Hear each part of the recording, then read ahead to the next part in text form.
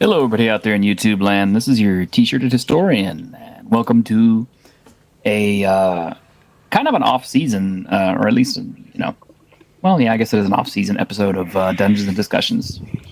You know, we usually run our show during the winter time or during the summertime, so I get a few weeks off around Christmas time and around spring, and usually do like at least one or two shows just to kind of keep my hand in, keep the discussion going. And today's show is going to be kind of cool. It's going to be a little bit different. Lately, there's been a lot of negativity about what's going on with Wizards of the Coast and what direction D&D is going. And, you know, as D&D goes, a lot of other games tend to follow because that's just kind of a ripple effect that they have on the industry as a whole. And while it might be nice to just sit around and gripe and complain about Wizards of the Coast all day long, or D&D all day long, or this kind of player, that kind of player all day long, that's not what this is about. This is we're getting close to holidays. Those of y'all who celebrate Christmas is coming up. Those of y'all who do Yule, I think you're in Yule, and of course Hanukkah and whatever else happens during this time of year, plus New Year's. So rather than just be, nasty and mean and, unpleasant about the things in our hobbies, I figured it might be nice to have a stream where we talk about the things that we like about our hobby, the things that enrich our lives, the systems we enjoy, the additions we enjoy, why we like them, things like that, and maybe get some other people on here who don't usually hang out with us. So with that in mind, let's take a look at who we got on the panel right now.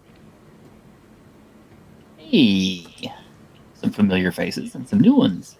Hello. Hey, Squeaka. Dying Breed's got his microphone that he's working on. I'm really glad he showed up. Believe me, I've been trying to strong arm him to get on the show for a few weeks now. So hopefully he'll get it up and running. Yeah. But we've got Ash, who is probably got some fresh perspective on some gaming. I mean, have you been doing some gaming lately? So, well, it depends on the kind of gaming you're talking about. Video gaming, yes. Tabletop gaming, no. You haven't been doing any tabletop gaming? No. Well, I was going to join the Tabletop Society at university, but the first term was just a complete mess. So I was like, okay, in January, I'm going to start joining societies, start getting gaming groups. So tabletop gaming, fresh in the new year. And then hopefully I'll be able to come onto the tabletop stream, like the gaming stream, more often and give my insight and see how it goes. But that would be nice. I've got the Goblin Slayer TTRPG book, so I've skimmed that every now and then. And yeah, a couple of other things. But yeah. Well, that's cool. No, see, I mean, it's like, I'll be honest, new players are always like my favorite people to get in the games because they have no necessarily preconceptions and stuff like that, especially those who haven't been, watching Critical Role or anything like that. They're just kind of like, what is this all about? And Yeah. That's my favorite show. Of course. Of course. It is. I'm kidding. I don't think I've ever seen it. Lusting after Matt Mercer, are you? Sure. Sure, why not? Let's go with that. Yeah. I guess somebody has to. Well, I think he's still single. So. Does he have a beard? No. You're thinking of the guy who's married to Laura Bailey. Oh, I'm not thinking Yeah. any guys. If That's I was one a of my girl, I would go qualifiers. for Does he have a beard? I've never seen it. I'm not thinking of anybody. I'm like, beard? Yes, no. I won't lie. I like Laura Bailey even before she got on Critical Role because I recognize her voice from a lot of video games, and I think she's a great voice actress. If I was a girl or like a really hot twink or something, if I had to pick anyone, I would be her husband, the barbarian guy, just because he can hold me with his big strong arms. Oh, Mercer's married. Oh. Merry Christmas, Salty. Hey, Cerulean. Hi. How's everyone? Pretty good, pretty good. I'm glad you made it. And Dying you. Breed, did you get your mic problem solved, or? Oh, Dying No. Breed is here. Oh, darn it. Well, at We least will he's get to still hear with your us. excellent voice soon, I'm sure. Hey, Salty, it's good to see you, man. Okay, well, since he can't respond right now, I want to say this: Dying Breed. He looks like that guy that always plays the bad guys in 80s and 90s movies. He was the guy in Blade Runner that had the void comp test done on him.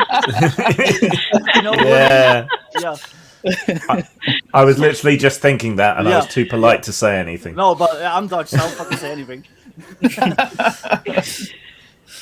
So, didn't I see you in that Thomas Jane movie, The Punisher?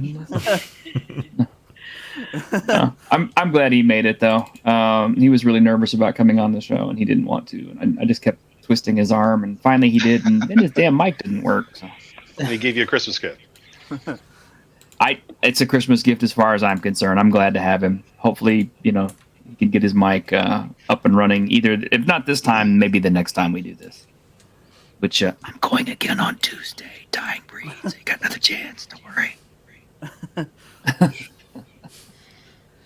But yeah, I'm I love this hobby. I've been doing this since I was 10 years old. Started out with Basic, and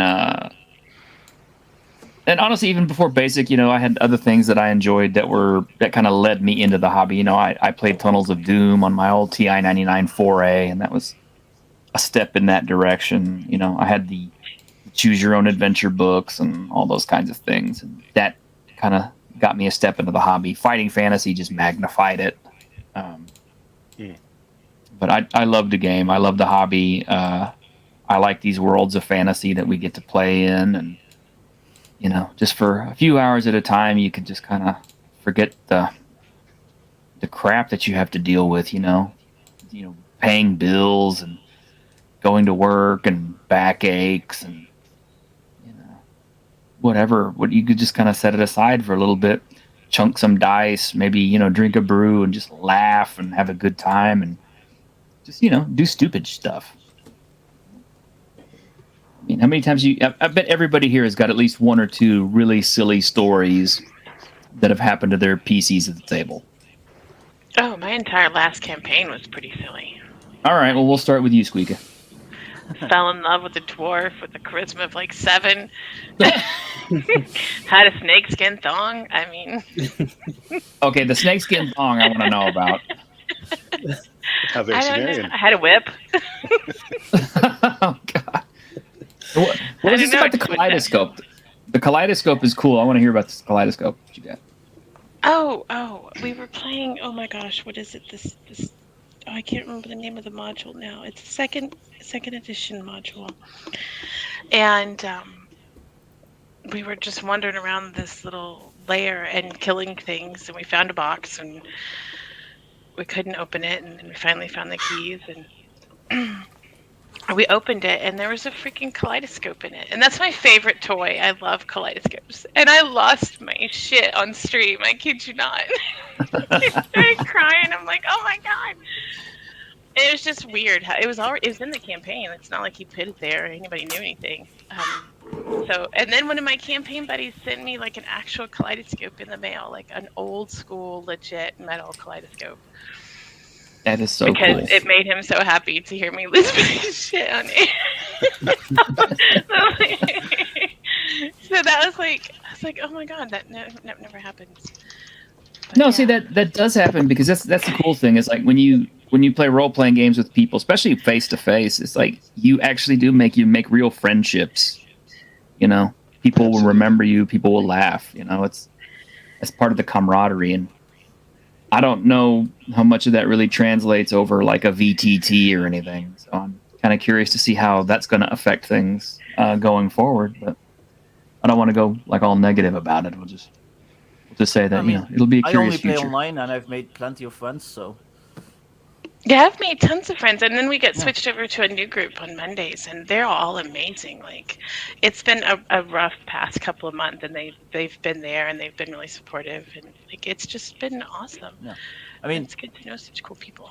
this is only virtual T-shirt, and I consider you at least like sort of a friend. Well, I should hope I so. know. I paid you. So. I'm only here because Grim's here. I mean, Absolutely. I mean, I would Be I'll good. add something to that. I- Sure, oh. that the I'll be back. I think that the virtual, of course, it's hampered. What the experience you were talking about with face to face and the depth of the connections that you make. I mean, I think it's a little different, but it's most certainly there in virtual. Between playing D&D in this way, it's you make those same kind of connections. But I think it just takes longer, in some sense. But in MMOs, my Oh yeah. my girlfriend and I, met playing an MMO. So Hey.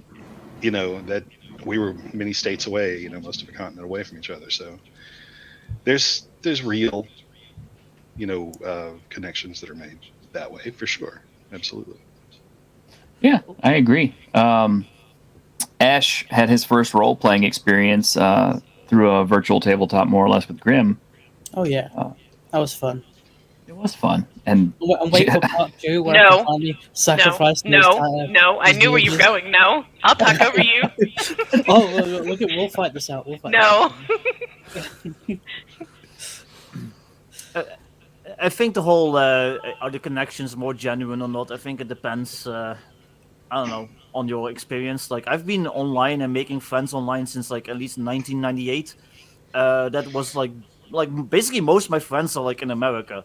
So for me, it's like just a normal thing, and it's very easy to just make friends from across the world. So And I think once you get older, it's harder to make friends. yeah. And so having a hobby in common and having access to the internet certainly makes up for a lot. Well, I moved a lot, especially during my teenage years. I went to, I think, like 4 different high schools. So I was like the new kid, like pretty much every year. So it was really hard to make like real life connections. But my online friends, they just like no matter where I moved, they were always there. Like I could always just go on the internet and see the same people. So I was like one of those losers that felt more of connection to like Americans across across the ocean than like people in real life. So Yeah. Well, and I think being online, and especially for like online MMOs and online like TTRPGs, the thing is it's harder to role play, or at least from playing in a physical tabletop setting versus online. To me it's easier to role play because you don't have to worry about necessarily matching your facial expressions or the people watching you. Like it gives you a sort of freedom to kind of really get into the role play. Rather than if you're surrounded by a bunch of people. And that may be me being anxious around people, but to me, it's just a little easier online to kind of get into your character too. yeah, I could see that. That is interesting. And thought of that. for me, it's actually harder because there's a lot of boring roleplay that I'm forced to listen to. And at least if you're in a physical room, you can just like have a chat off to the side with your friends. And Or just in Look at Discord, your you just watch. yeah, in Discord, you're like forced to listen to this drivel for 2 hours. So yeah. Yeah, I mean, No, come that's on, when like, you have the Week on Geek and replay in the background. Yeah, That's me right. too. Did you like that flag? Did you like? there, I did. I appreciate that very much. And hey, here's Well Legacy Game Mastering. Hey guys. Oh God! Well, there goes Are the you- neighborhood. Hey, Oh, he's gonna take you out. Look at that. He's carrying us somewhere. We're It going looks on like a an adventure, 6.4 guys. earthquake. No, we're going to get a random keyboard that was face down on the ground making chat. It's MTV Cribs. No, I'm not that brave. it's good to see you. Hey, you wanted to come hang out with me? Now here you are. Yeah, well, you finally found a day to do it where I'm not tied up doing 6,000 other things besides freezing to death. Yeah, there you go. How are things over there? Are you freezing there? Or? Oh, it's 14 degrees outside. Wow. It's respectable. It's okay. I mean, I've been in -40 before, so there's that. Well, all right. So, just thinking about this is kind of like, there is one thing that does always kind of get on my nerves about gaming. I'm kind of curious if you other esteemed DMs and stuff like that have something for that, and that is the shopping trip role play. Because to me, that always drags the game just way down. I mean, you spend like an hour and a half, with people trying to pick up equipment or haggling, and I mean, it's like, how do you guys get through that without it just killing your game, slowing your Give them momentum? all tiny shopping carts and tiny models of swords and crossbows and slings, and they have to push them across the table in like little carts and pick up what they want.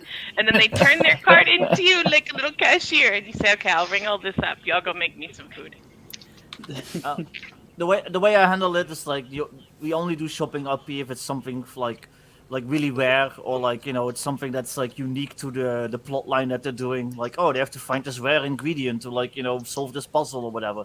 If it's just like I want some new armor, it's like just buy the new armor, like subtract the gold. I'll tell you if this town has like some sort of discount for you, or like if it's more expensive than normal or whatever, or if it's just like normal price. And that's it. Just fucking just quietly work on your sheet, and that's it. Unless you're getting something that is important. Hell, half the time I don't let them do it in game. Half the time I make them do it in between sessions. Yeah. I would prefer to let people do it between sessions, but it doesn't always come up that way. No, it doesn't always come up that way, but when it's Right. practical, like that's how I do it. It's just, well, we wanted to buy a bunch of new stuff. Well, guess what? You're still in town after the session. Buy shit then. Well, I think it depends on if you have new players versus old players. Like I've, like the second edition that I do on Mondays. Some of them are new, and it's overwhelming to look at this and your character and all of these things and go, "That's a lot of equipment. What can I buy? How does it work?" The proficiencies. Like if you're brand new, there's a lot to figure in, and you don't know. So I think if you've got new people, some patience is in order for them to do their shopping trips and to learn what it's about. But after that, you can say, okay, now that you equip these kinds of swords and these kinds of shields, Well, you can do that often. Yeah. Well, even that can be handled Seems without RP though. It's just like explaining them the mechanics. It's not so much like, yeah, now we're like trying to find this special shop on this street, and we're gonna like talk to the shop owner and ask him about his wife and his kids. And The worst thing to ever be done to D&D was the advent of being able to buy magical items in a shop. Oh, no. I do not allow that. I don't have magical item shops. That is a horrible idea. That's a Fuck big no. that. Why not? I will That have sounds magical cool. item shops, but they're more like in Gremlins, where like that one shop where they buy the Mogwai, and there's like a good chance they'll pick up something cursed or something. So Yeah. See, that would almost make more sense because more people would want to offload their cursed items than their good Yeah. stuff. I just don't. I hate that concept. The more I play D&D, the more I'm like, they're like, can we buy magic weapons in town? No, that's what Dragon Hordes are for. Hordes are for. No. I'm not about to give you the ability to spend 3 hours custom crafting a sword that you buy in a shop. Yeah. Now I want to it, play a Joel. game with you just to do that, but I won't make it a sword. It'll be like some special whip, mace, sling thing. How to tell you're a woman? You're looking for a whip. Cerulean, what do you do? Sorry, say again. Oh, in terms of I said shopping we- trips. Yeah. It's a thing that I've never had a really great strategy with, not mechanically speaking. There's a few folks that I have run across, a couple on Twitter, and I wish I could give you, ideas on what the mechanics they talked about were. There's a few people that have a few good ideas about ways to streamline that whole mechanic, just in terms of what's going on with the money, the math, that sort of just moves that right along. I think sometimes the approach that I have always used, and it can really depend on your table as to whether or not this works. And when I say your table, of course, I'm talking about the people sitting around it. Right. Some folks are going to be more open to having the interactive session and dropping your plot hooks and story hooks into that role play. And others, it's like they're looking at their watch because if my experience bar ain't moving, I'm having sort of having a crisis. And as a DM, I think I've always tried to be sensitive to where people were with that. But have I had a cohesive strategy? No, I think I instinctively learned over years to just sort of play that, go with the flow, play that by ear. Somebody mentioned try to have things done outside of game. I think a really good policy is to say, look, if you're going to want something complex, I want to go have, some near artifact made. Yes, it's all low power, but it does 40 things. Get with me between sessions. If we're going to have a deep role playing discussion about, how a thing is going to work, your own personal MacGuffin, get with me between sessions. Otherwise, we'll have to sort of table that. We're not going to, take up half of everyone's night while we try to figure out logistics and see what I'm comfortable with giving you and not. That's right now. I'm a little fuzzier on how I would do it because I have heard some suggestions that I would have to go back and look up now. I bookmark things that people say, and hey, I try to do things this way. I'm like, oh, that's a great idea. That's one I've got in the back of my mind that I do have a bookmark for. Where somebody had a great suggestion, and I listen to people like you guys too. Don't listen to me. I don't know what I'm talking about. I'm just some dumbass on YouTube. So there's a lot of creative thought out there, and so I've only been on Twitter for 6 months. We made a DM regret giving us a shopping trip because we bought children. Oh yes. We bought orphans. And we were going to corrupt this orphan we bought. We were going to turn her into a disciple of the Dark Six. Yes. Perfect sacrifice material. Adopt me. What- So my DM Ash is really a sweet instantly person, guys. regretted that. If you're playing Warhammer, everything's made of orphans. So Yeah. True. It's true. I'm So sorry. but earlier you had a question about the magical items, Ash. What was your question? I'm not sure. I think it was like, I'd say like for me as a new player, like because I don't know much about like mechanics and different systems and stuff. Like the idea of like a magical sword with the heart of a dragon soul forged in something or the other elven smith. It sounds badass, but in practicality, not sure how much sense it would make. So I guess as the noob, I just want to I want everything, give it me all. But I guess it ultimately come down to the DM and what's best for all the players as a whole.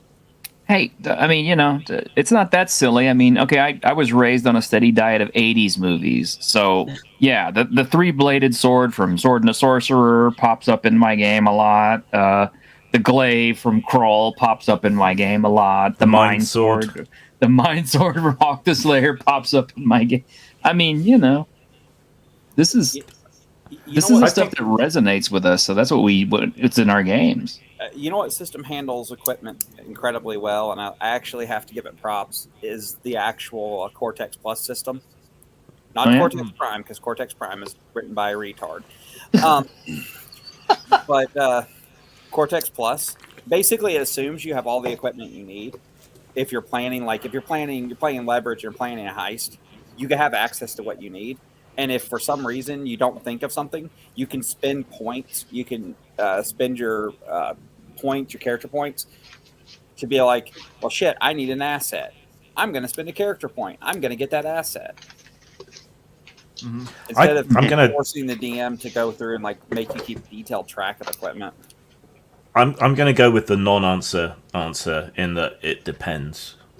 Yeah. Because some fantasy settings like Iron Kingdoms or something, everything is powered by steam engines and magic, so you should be able to buy basic magical items in shops and so on, like ever-burning torches and rune-carved blades, that sort of thing. In something like Cyberpunk, I think shopping is kind of integral to the experience because it's all about style over substance.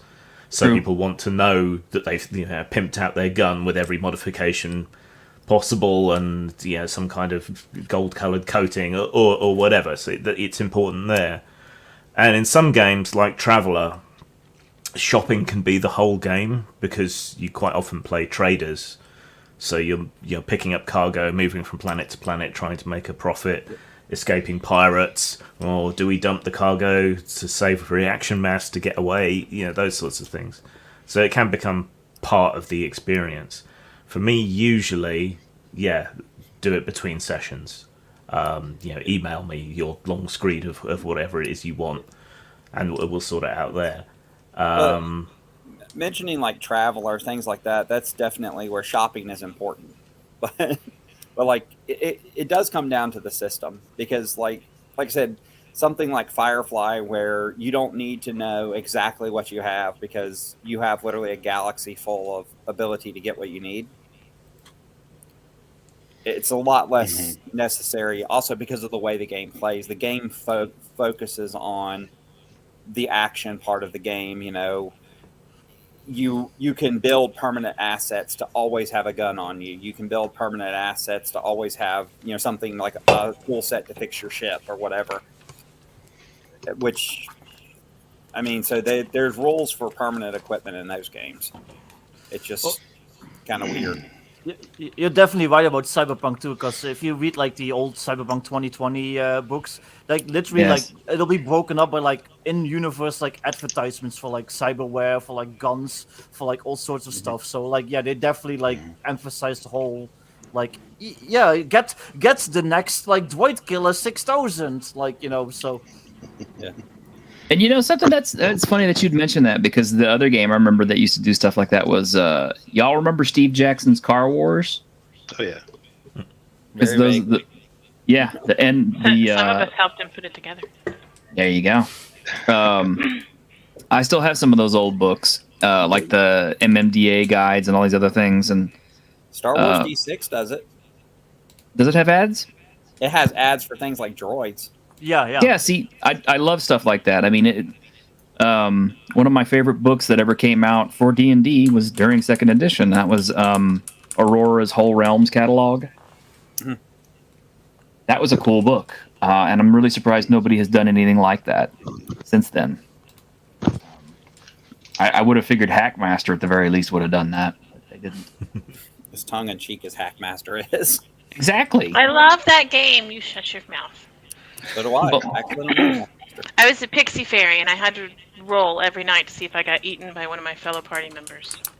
Last time I played Earthdawn, I played a Windling, and he was basically a 4-year-old jacked up on cocaine that stole everything he could take that wasn't nailed down. It's pretty interesting.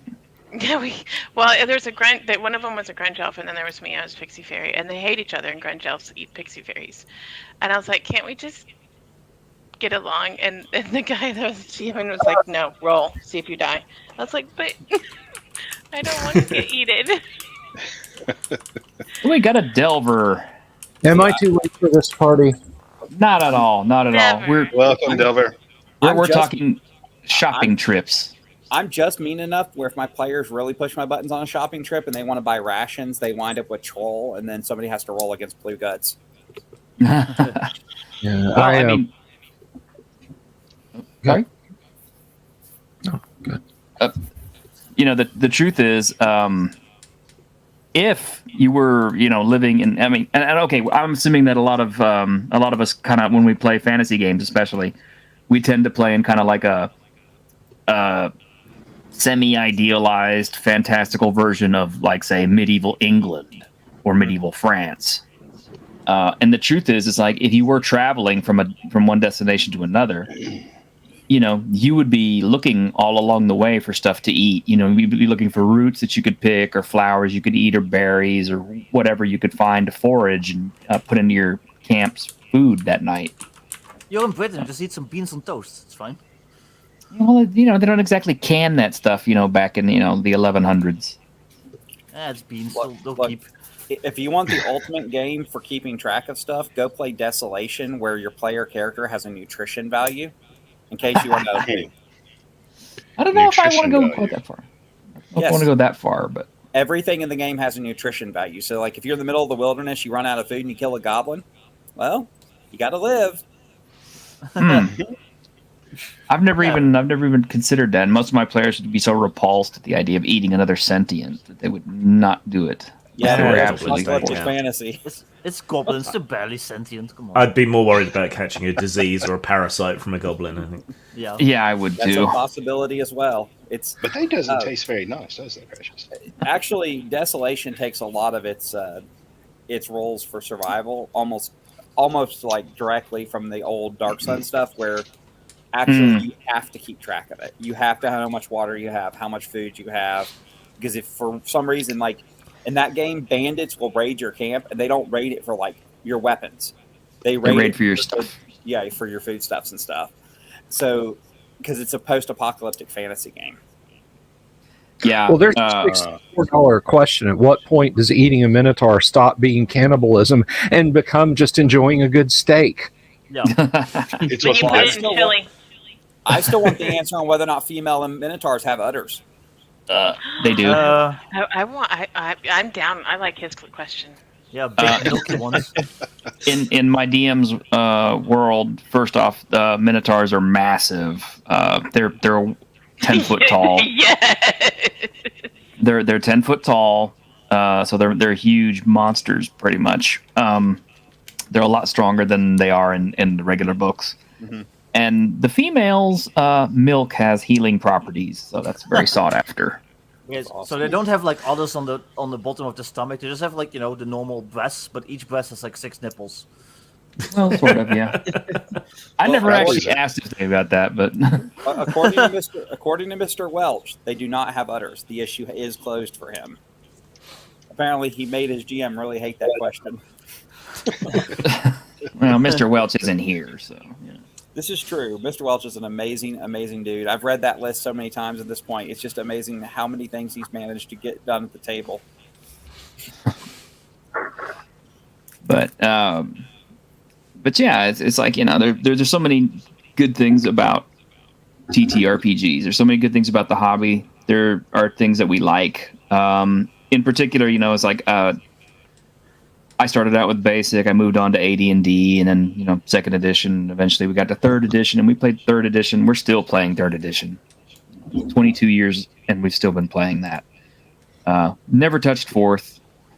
My players refuse to touch fifth because of, you know, reasons, which is fine. But I find myself gravitating more and more towards the OSR these days, just because there are so many variations of the OSR, and there are so many people who do so many things with it. And I like the way that, you know, you can just take something from one OSR system and just kind of fit it into your game with less problems. Because more than anything, it's not that I think AD&D is wrong or is imperfect by itself. It's just I love the way that people have taken that engine and made it do new things that I never even thought of, you know?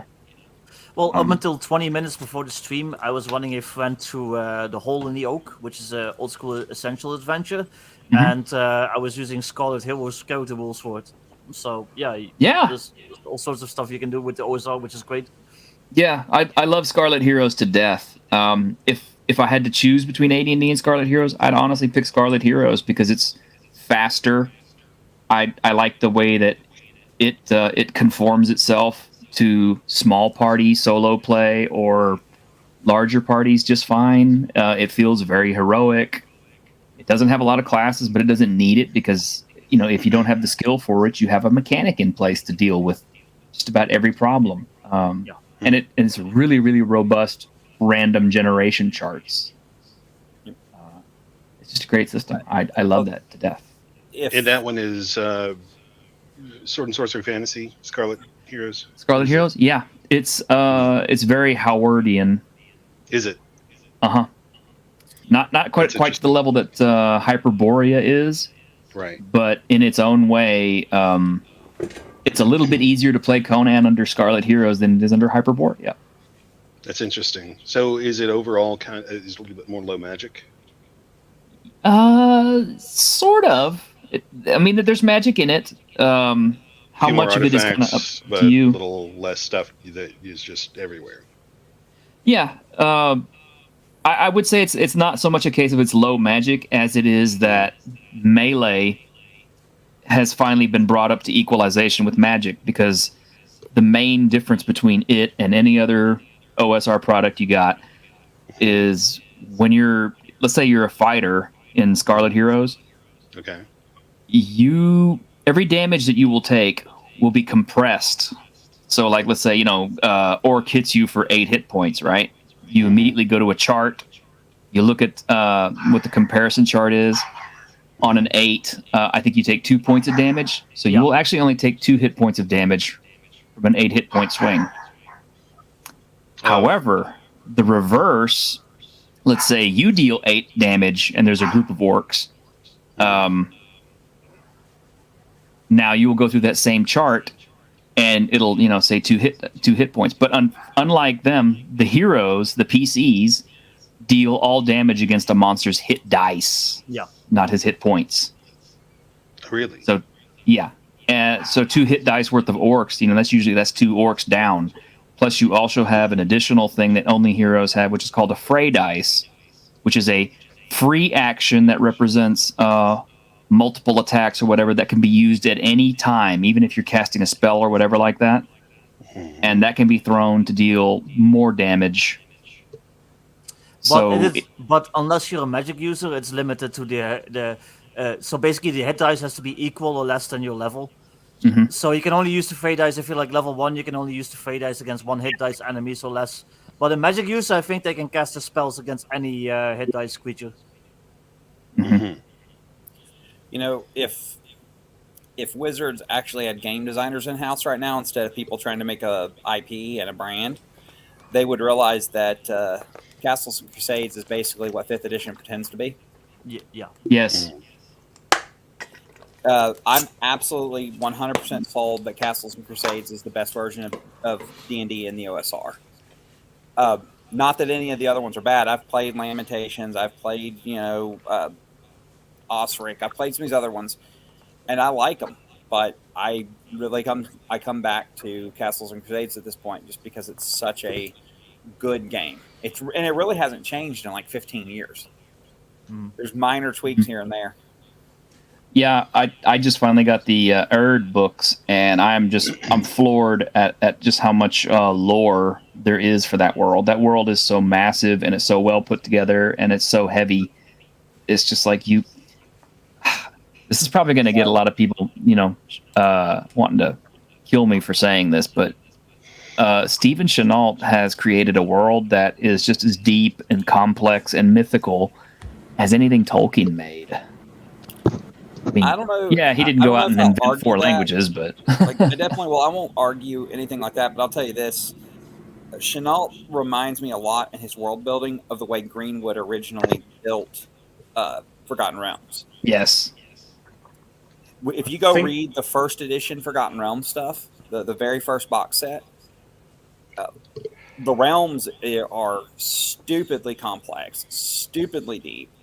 It's not till 3.5 and later that they started mucking around with the lore and changing it that Forgotten Realms kind of got goofy. I think Dungeon Delver had something to say about that yesterday. Oh, wow. You're asking me what I was doing yesterday? Jesus, dude. I still have empties around me from yesterday. What the hell are you asking me for stuff about yesterday? No, so I think lore and campaign sets, regardless of what they are, whether you do Forgotten Realms or Dragonlance, can all be fine things to do in the game. It's just that when, like, for me, my go-to is the World of Greyhawk box set. There's nothing better. Wow. It is the fundamental ingredients of creating a fantasy world. That and the first edition AD&D Dungeon Master's Guide. The major cities are there. The population centers are out, or populations of countries are outlined, and you kind of get a general feel for how each country is run. And they have a timeline that brings you more or less right up to where you want to start your campaign. And that's it. You know, you don't need to know who the 5th mayor of a town with 500 people in it between the city of Greyhawk and Raddick is, you know. I just think there's something to be said for somebody saying, I'm thirsty, and you hand them a glass of water, not turn a fire hose on them. And that's what I feel like Forgotten Realms and Dragonlance and so many other settings did was just literally drown their players in so much lore that we wind up with this situation where you do have people who gatekeep on lore mastery, which is a bad thing, in my opinion. I mean, there's understanding and respecting the lore. Like, if somebody came to me and said, hey, what if I could re-engineer tieflings so that they work with 1E? Could I play in your Greyhawk game and run my tiefling character? No, because they don't exist in Greyhawk. Respect the Greyhawk lore. Well, they didn't exist anywhere except Planescape until 3.5. Exactly. But on the other hand, I don't insist that I don't grab my Greyhawk box set and tell me, okay, what color vestments do the worshippers of Bokab wear on God's Day? You need to know this if you want to play them. It's like, that's silly, right? Right. And I feel like so many powerful NPCs exist in Forgotten Realms, and I think this actually full confession, have not played a bunch of Forgotten Realms modules and so forth, but doesn't it happen where literally like Elminster shows up in modules, and it's like, well, Elminster's going to go do these cool things, and you guys are going to be mucking out a stall. You're going to go Not really. 5 one-armed kobolds in a half-burnt down house, and he's going to be over there soloing a couple of gold dragons. I just feel like the addition of all of that stuff can lead down there, and I'm not sure if that's what you want a T-shirt, but that's my 2 cents. Well, this sounds like me and T-shirt. It sounds like we're kind of on the same page because we both sound like we're a little bit of lore hounds. Look, I've run Forgotten Realms for years, and I never demand that my players know everything about the realms, know about the major actors, know about they don't know how they don't have to know about like how the Red Wizards of Thay are structured and all that shit, because that does just bring a lot of headaches to the game. It does make the game, to me, lore makes the game just deeper sometimes. And by the way, Greyhawk has an incredibly deep lore. Yeah. It's just, you don't have to use it as often. Like the whole Ayus versus Vecna thing. Like, really dig into Ayus versus Vecna. I think Grim is burning to say something. No, not really. I was just going to say, it's an enjoyable experience as a reader reading through the lore. As a games master, you're in a not particularly good position when there is a lot of really deep lore, because the players only need to know the lore that's applicable to their character, and it's much easier for them to remember and apply that. So there's a lot of pressure on you to present the world in a way that is, commensurate to the lore in the book. And that's difficult because you have to remember all of it, which it takes away some of your ability to wing it, because you want to present the world as it is to the players because they're into it, and you want to drop like appropriate little bits of culture and history and so on here and there, like Easter eggs for them to find, because they get off on recognizing something. Yeah. But it's a lot of pressure. Well, then you've also got the asshole players that are like, I rolled a 36 on history. Tell me all about Waterdeep. And it's like, it's history going down There's the like 1,000 3,000 years. years of lore. No. And you're like, I don't know. I haven't even looked at the Waterdeep source book. My dude. Like, Well, I know it's and a city. I have a module that's been published. I self-published it back in the early 2000s. It was literally a one-off convention adventure. It's called Temple of the Sun. Hellebard Games actually has a Greyhawkified version that you can buy. I think they have like 3 print copies with a removable old school cover left if you want to go get one. Nice. But no, I wrote the module. I didn't even have like any Greyhawk stuff in mind, so I wrote the adventures. The players have to go into an abandoned city in the middle of a desert and find a MacGuffin. And later, as I kind of built and developed the module, I said, okay, it is a holy relic of Xanye, and it's in the middle of the Sea of Dust. And people emailed me occasionally or tapped me on social media and said, hey, I downloaded that PDF that you created, Temple of the Sun. I like how you made it look like an old school module. It's very cool. Thank you. And one day, just out of pure curiosity, I Googled my name and the module title to see if anybody else was talking about it. And there was this like decade-old thread on Cannon Fire, which is a Greyhawk forum discussion wiki encyclopedia online, and there was a guy who lost his shit because I put a Temple of Xanye in the middle of the Sea of Dust, because the Sea of Dust was originally the old Soul Empire, and the Soul did not worship Xanye. So why would this be here? Who is this guy? How dare he muck with canon like this? Yeah. And it's been years since this was posted, so I came back and I was like, you know what? No. And I registered and I said, look, man, here's the deal. First of all, it's free. Because he was going on like it was a pay module because I made it look so much like an ADD module.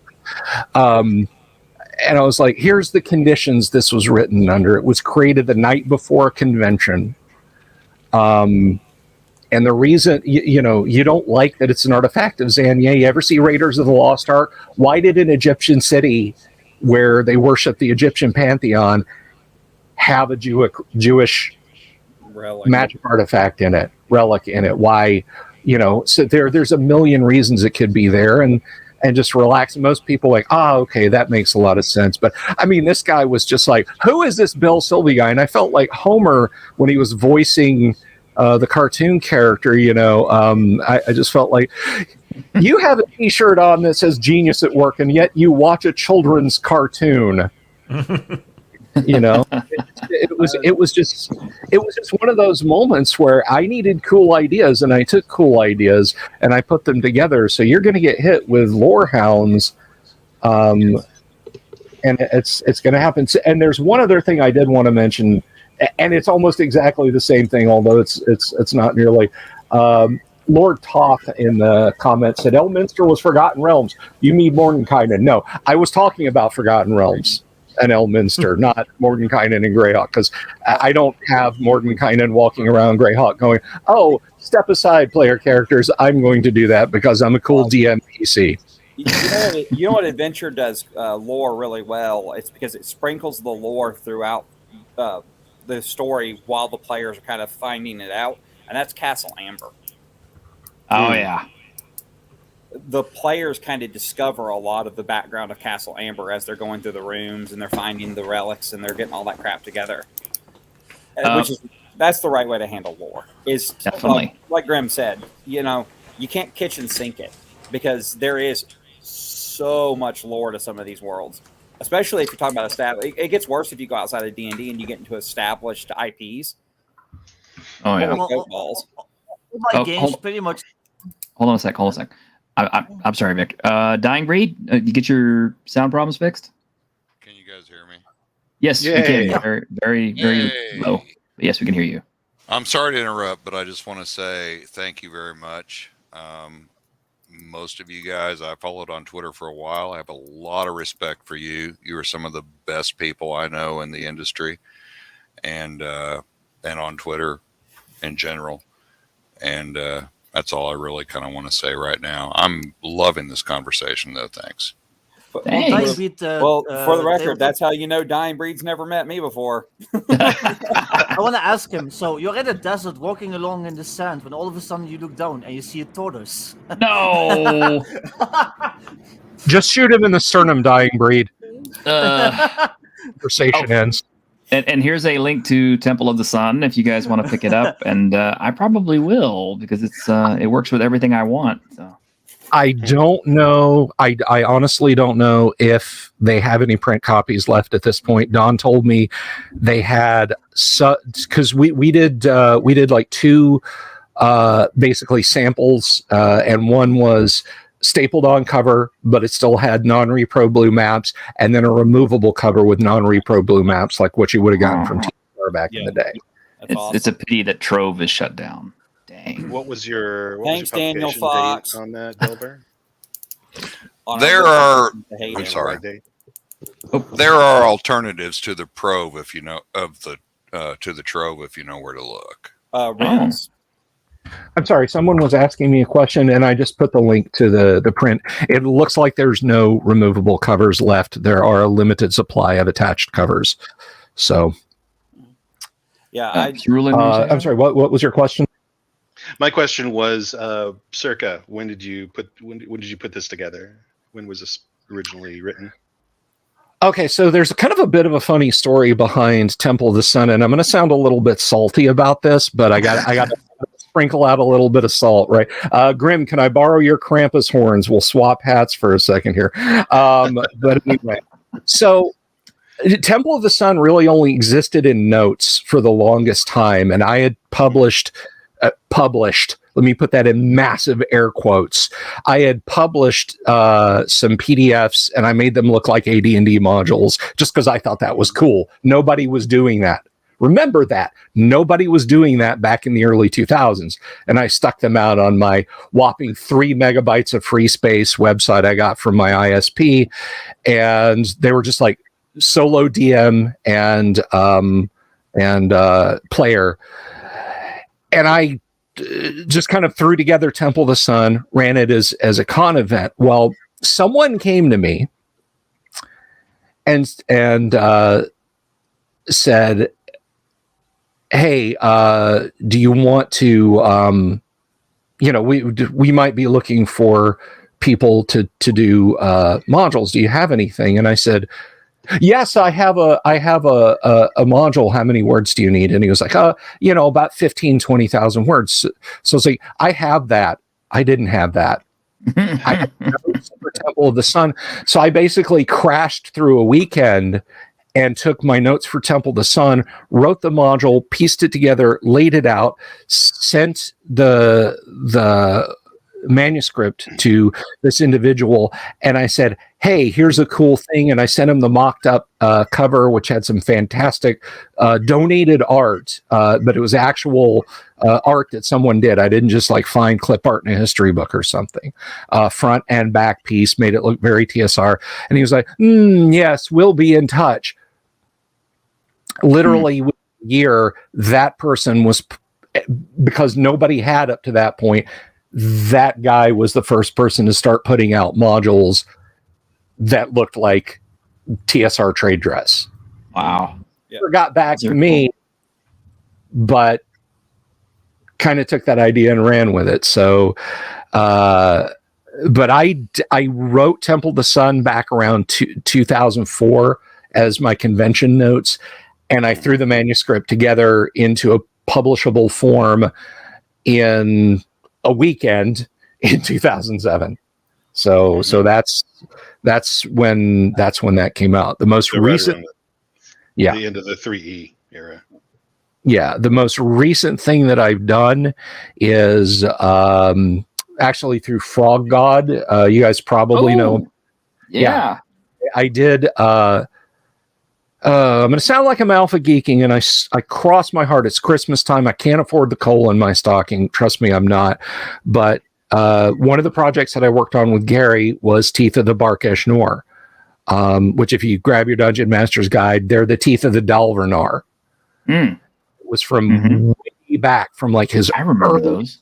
earliest Castle Greyhawk adventures. He had written this adventure where all the way down in the bottom of Castle Greyhawk, you could go through a side door and go into this weird magical demi-plane, and there were all these different adventuring locations, and at the end of it, there was this horrible blob monster guarding the teeth of the Barkesh Noor. And so he gave me his notes and said, write me a module. And I did, and it ended up not getting published for a couple of different reasons. One of which I'm not going to go into here because it makes me very angry. And the other one was, of course, Gale doesn't want to publish any. He wrote for Gary. However, one of the adventures, one of the locations in there, I asked Gary. I said, "Hey, can I do an Egyptian tomb in here?" And he was very enthusiastic about that and said, "Absolutely." So the Lost Crypt is all my creation, but it's out of a module, and Gary put his stamp of approval on it. So I went to Frog God and said, what if I could offer you guys a manuscript of something not that Gary wrote, but was written for Gary, and he liked enough to include in a module of his, and they were all about that. So I basically lifted that out. It's like taking a motherboard out of a computer case and putting it somewhere else. So I did that. So that was the latest thing, and that was in 2019 that I did that for them. And it's got a piece of art in it by Tracy Lesh, and Tracy, of course, he worked for TSR. Tracy created the Mind Flayer. Yes. The Mind Flayer, that's all Tracy's original art. And you can go to Frog God and get a PDF of that. I have a few copies in print that are signed by me and Tracy for sale too. Let's I've got talk an after this. adventure I would love to put down on paper and sell, but unfortunately, it's a Call of Cthulhu adventure, and if you know anything about trying to work around Chaosium to sell Chaosium product or Chaosium linked products, Yeah. they are a fucking nightmare to deal with. Mm. They don't like third party. That's what I've heard. Hell, they don't even like second party. See how they treated Michael Moorcock. Yeah. It was his stuff. Well, you know what? They did chase Sandy Peterson out of the company, so Yeah. I've tried to write a couple adventures, but adventures are hard. They are hard to write. They're hard to write. They're easy for me to think up on the fly and just kind of create, while I'm doing it. But just to actually sit down, put them to pen and paper, you can ask Grim. He had to bug me lots just to get the little entries for Whitechesters that I did. Yeah. I was on it's a funny thing saying you write D&D because so many people think that you're a fantasy author. I write fantasy stereo instructions. Right. Yeah, it's pretty different. much. What's funny about the adventure I want to put down on paper, but I can never sell, is it's a haunted house adventure that's... I've run it several times. I've had several people actually say it's one of the better adventures that they've done. It's pretty fucked up. The way I ended is really fun. I turned the house into a tesseract, so... Neat. Well, there's so like Thieves or the Dionea house? It's actually, I built it originally kind of off of a couple of major inspirations, was Rose Red by Stephen King, the TV movie. Oh, and I then remember he that. built, three. He built A Crooked House by Robert Heinlein. And then the third one is House of Leaves. Jeez. Major respect for the Heinlein. Big time. That's a story most people have never read. So, well, I think maybe with the exception of Ash, who I think is our youngest guy here on the panel, I think most of us are pretty well in our 40s or over. I'm I'm 38. almost 40. So. Both of us are under 40. Then there's Victor. I'm younger than Victor is actually. Yeah, I'm slightly older than Legacy. He's Oh, about okay, 6 you're months slightly- older than I am. Yeah, I'm Well, a little bit older 52. than Yeah. Valeria. Well, It ain't the Right there with you, Diamond. 53. I think Delver's the oldest on here, but Well, that we were talking to Ryan Howard the other day, and Ryan Howard's like, "Oh yeah, I'm like 25." We're like, "Fucking whippersnapper." Yeah, I think he's like 27. Yeah. older than you, kid. well, I think the reason I Poncho's bring up like in his 20s. Like, yeah. the reason I bring up the age thing is because Cerulean and I had the fortune of being able to game under one of the industry legends not too long ago, James Ward, Mm-hmm. and Ward. This is a guy who gamed at Gygax's table. He wrote stuff for Gygax. I mean, he did Metamorphosis Alpha. He did Gamma World. And Demigods. yeah, TDs and Demigods. Yeah, the Warden. Yeah. Yeah, Jim is a lot of fun to talk to. I've got some interviews on my YouTube channel where I've talked to Jim. You know who else is a lot of fun? If you guys get a chance to talk to the guy, he's very accessible on social media. Is Alan Hammock? Oh. Yeah. I've seen his Yeah, I've had Alan on a bunch of times, and like finding out, like it's just I'm a college football nerd as well as being a D&D nerd, and Not the only one. right on. So Alan and I are both Alabama Crimson Tide fans, and the Yeah, town. to hell for that. Yeah, well, up yours. Anyway, roll Tide, baby. Suderham in A3, he named it Suderham. Suderham is Old Germanic for South Home. He was living in Wisconsin and was homesick for Alabama, so that's why Suderham gets that town name. So there's a little piece of trivia. For the record, Delver, I only have 2 words: Go Tigers. I am a LSU born and bred Southern Mississippi boy. Imagine caring about hand egg. I know. And you guys have that's where I'm at. You guys have a coach with such a deep Southern tradition now. I know. Just tell me all about it. Don't remind me, okay? Well, the reason I bring it up is because it was a really different experience to game under a very old school GM than it is like, say, a newer GM. I mean, I've played under lots of different GMs. I'm not going to say who is my favorite, who is not my favorite, who I didn't like, all that kind of stuff, because that's not important. It's just, it was very different. It was a style I was not used to, and it was kind of like a big contrast to the kind of games I've been playing in for the last, 30 years. I'm not going to say it was bad, because it wasn't. I mean, it was fair. It was hard, but fair. It's just there was a lot. There was no hand-holding. There was no hand-holding. Oh no. T-shirt. Can you give me an example? I would really like to hear an example of. Oh, okay. Well, like a James Ward type thing is like at the beginning of the adventure, he let us pretty much have whatever we wanted. I mean, all the way up to a nuke, which some person actually picked up a nuke for the game because we were playing Giant Lands. We didn't use it, thankfully, although somebody wanted to. But when we were presented with a situation, there wasn't a whole lot of talky. It was pretty much like let's get down to business. There were things that hit us that we didn't get saves against. Mm-hmm. The thing that took us out. Yeah, the thing that took it. Yeah. No saving throw. Just you made this decision. Okay, you're down. Okay. The designer that I met, he's a really nice guy, and I lament that he has currently being influenced by a fucking radically lunatic butt munch, is Monty Cook. He's a really nice guy, and he's really down to earth, and he actually has some really unique ideas when it comes to gaming. If you pick his brain. But like I said, it's a shame somebody inside of that company is forcing him to embrace ideas that I don't think he actually embraces.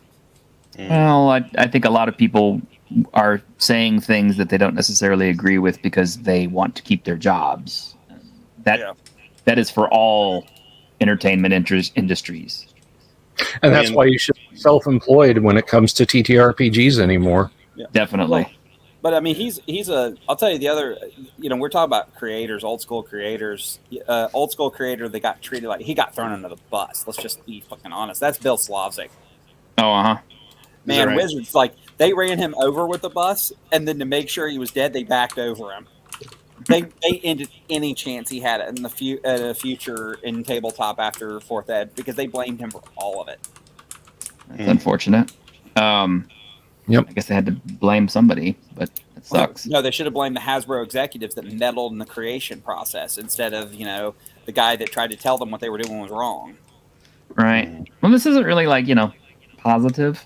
So We're trying to be positive. we're trying to be positive, Legacy. No, but you know what? Slavzik created some of the best stuff in 90s D&D. And Yeah, then he he also did. created Alternity. And Star Wars. Yeah, forgot about it. He worked on Star Wars too. He did a lot of good work in the industry. I love Bill Slavzik's work.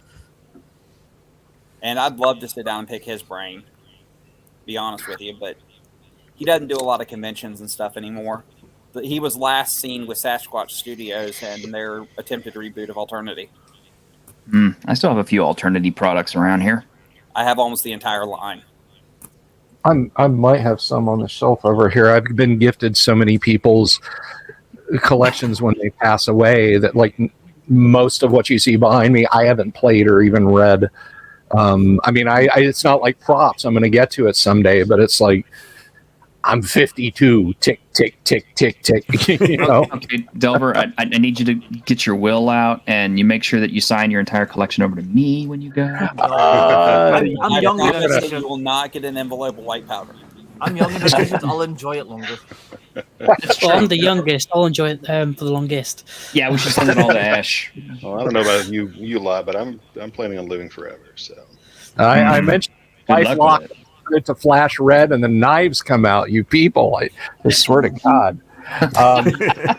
Well, I'm gonna say it now. If Rex plans to live forever, you need to start practicing the Keanu Reeves virgin bloodbaths. Yeah. He does something. Oh, and here we go. We have one of my favorite guests. We have Mr. David Guile, the guy who created Dungeons and Delvers. David. welcome, David. Hey. Well, we're just talking about some of the difference between the old school DMs versus kind of like a newer school DMs. And I'm not necessarily talking about 5th edition DMs. They've kind of entered a whole storytelling realm of role playing that I think most of us probably don't cotton to. I mean, sure, role playing as a DM is fine. I mean, characters should have conversations and things like that. But when it gets down to brass tacks, you're chunking dice, you're losing hit points, you're dying, or you're killing something else. I think we all agree on that. Yeah. I'm in neither camp. I'm in between, so I get it from both sides. I'm with you, Grim. I'm kind of in between as well. I'm like an old school, new school player. Yeah, that's fair. It's So- weird that I love old school D&D, but I also really love the Year Zero engine, which has a lot of storytelling type elements to it, like not using set features for like distances. You use zones. I think that there's a lot that can be learned from the current generation. I don't think it's necessarily a bad thing to take games that were derived from war games and marry that to a narrative. Yeah. Yeah. I think that there's a lot of value in that. I think it's how far the extent goes. That's where the issues arise. Yeah. A lot of that's going to depend on your table, and a lot of that's going to depend on your players. Well, I Go think ahead, those, Victor. Well, I think those two playstyles already got married like long ago, though. Like 2nd edition kind of married those playstyles. 3rd I edition agree. definitely married those playstyles. And I think 5e, rather than like being like some new school thing, and it's like, oh yeah, no, with all of a sudden, like now we're inventing narrative and roleplay. Like no, this is like the generation that's actually taking it too far. Yeah, Well said. I mean, you had Yeah. you Yeah, had Dragonlance, which emphasized Yeah. the roleplay side of things a lot more. Yes. Then you had the 90s Yeah. storyteller stuff. And that wasn't just White Wolf, it's just they were like at the forefront of it. So, but there was a disjunct between their system necessarily and what they were trying to do. I think the problem that we run into, probably, I don't want to speak for everybody, but I think the problem we run into is when story and rules collide, we tend to side more with the rules rather than making exceptions just because someone's got a good story going on or whatever. You know, if you die, you die. That's what happens. That's and those fair. plot threads, end. A lot of people will really go out of their way to fudge things and change stuff. And a lot of players now seem to think that they can just override the games master. Yeah. Well, it's the whole rule of cool debate. Like, so the more modern take on rule of cool is like, well, I think this is cool, so I should just be able to do it and not even roll for it. And the more old school rule of cool is like, yeah, you can try, and if you make it, it'll be fucking cool. If you don't, you'll probably die horribly or like lay there with broken legs. But it'll still probably be kind of cool. But the other thing too is the idea of storytelling gaming has gotten a negative connotation because of things like Apocalypse Engine, Fate. Mm-hmm. Where those games are kind of trash fires because, like, I tell people all the time, they don't understand why I can like a game like Cortex Plus but not like Fate, because they're very similar in like application. It's because Fate's only role is to break the rules. The rules in Fate don't make any damn sense because they don't actually apply to the game. See, that's like it shocks people when I tell them this sometimes, but I friggin' love Tales from the Loop. I think Tales from the Loop is a marvelous game. I think the setting is really neat, and the fact that I can basically never roll a die, just literally just turn the players loose, and they just throw ideas at me, and I'm like, okay, so the bullies threw you in the AV closet, and your character class is nerd. You want to see if you can get out using your nerdy skills. Yeah, okay, roll me a handful of D6s and see if you get any successes. yeah. Well, my favorite game, and I've said this many, many times, is still Torg, the old game from West End Games. Such a shame about the reprint being the re-release being such a mess. I don't even The remember original was so good. Well, if you don't remember it, it only used 1d20 for everything, and it used a scaling system. So, like, if you'd roll like an 18 or something like that, you'd check a chart, and it would tell you, like, +3, +5, or whatever, and everything was difficulty based. Mhm. But the whole idea of the game was you're basically able to break reality. So anything that you wanted to do was possible. Just, I mean, the level of difficulty was determined by your GM, and there were other factors, like, if you're in a medieval setting and you wanted to pull a handgun out and shoot somebody, the difficulty for that would be almost astronomical. But you could do it if you could roll high enough to do it. So I can't And, crash a Ferrari in a dragon's face. Yeah, basically. You might not necessarily get a Ferrari, but you could. Something similar would probably happen. The General Lee. I'd want a Ford Pinto, so when that thing hits him, it goes up in a fireball. Well, there you go. The deal is everything was on the table. There were really no limits. It emphasized heroic, high fantasy, high action, high octane role playing, and it also encouraged cooperation on the scale of a game that I've never seen before, because everybody had a hand of cards, and not only could you play those, you could not only play those for you, but they could play them for other people on their turn as assistants. And The original Torg was a master book game, wasn't it? no, it was just kind of its own thing. Originally, I'd have to look at the books again. It's been a while since I've looked at them.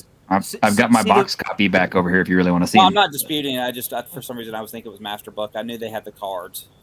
See, the thing is, those are the games that are designed to play that way. So you can just be like, yeah, this game is designed to play this way, so I'm going to play this way. The problem arises when people try to introduce those concepts to games that aren't designed that way. When they try to introduce those horrible, like, just overly story game concepts to, like, D&D and stuff like that. Yeah, Where it just you're not wrong. breaks. Yeah, where it just starts Yeah. breaking everything down. Yeah, I think what Grim Like- Grim uses the term a lot. Was it my dragons? Yeah, Yeah. as an excuse for anything. Hmm. Yeah. But that's what I was getting at with the idea of differentiating. Like, we shouldn't use storytelling as a dirty word. Storytelling can be a dirty word if it's used the wrong way. Like I said, because go play Apocalypse Engine game, and storytelling is a dirty word because Apocalypse Engine is not that good of a system.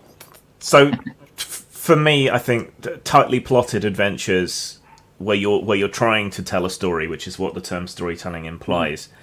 That you can't help but railroad in that, and it might be entertaining for you as the creator of the story, but it's less entertaining for the players. And I think Right. our role as a games master and also as a game designer isn't necessarily to tell a story, but to put the things in place so that a story can emerge through play. Yeah. And quite often that comes down to the dice. I got a story about one of the best character deaths we ever had. Cyberpunk game. They're supposed to be escorting this tanker of really volatile fuel cross country. They get attacked by nomads. One of them gets a lucky critical hit with a shoulder mounted rocket launcher, blows the whole thing up. One character's in the cab, right? The whole thing blows up. We do some rolls. He goes hurtling into the air.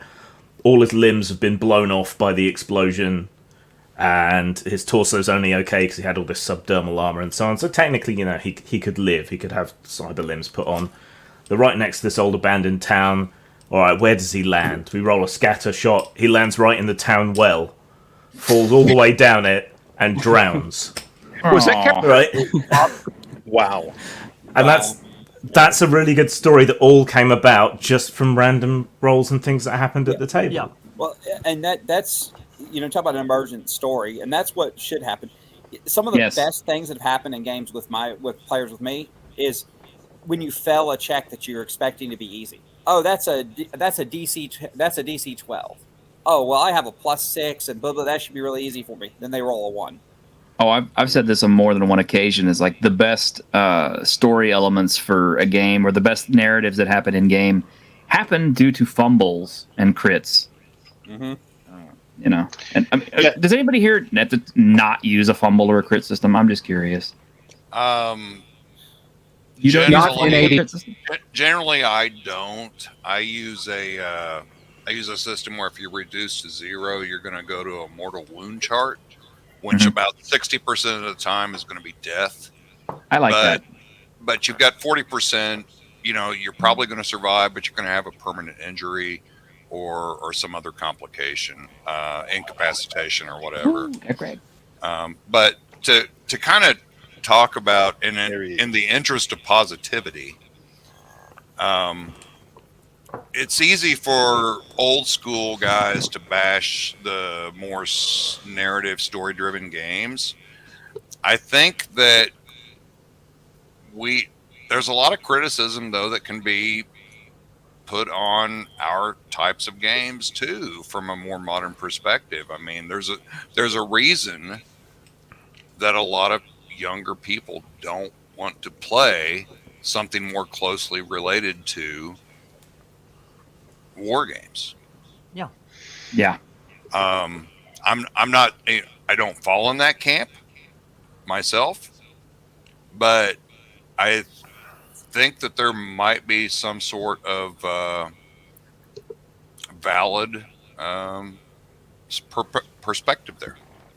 I think that itch gets scratched a lot by computer games, whereas role playing has its own set of strengths.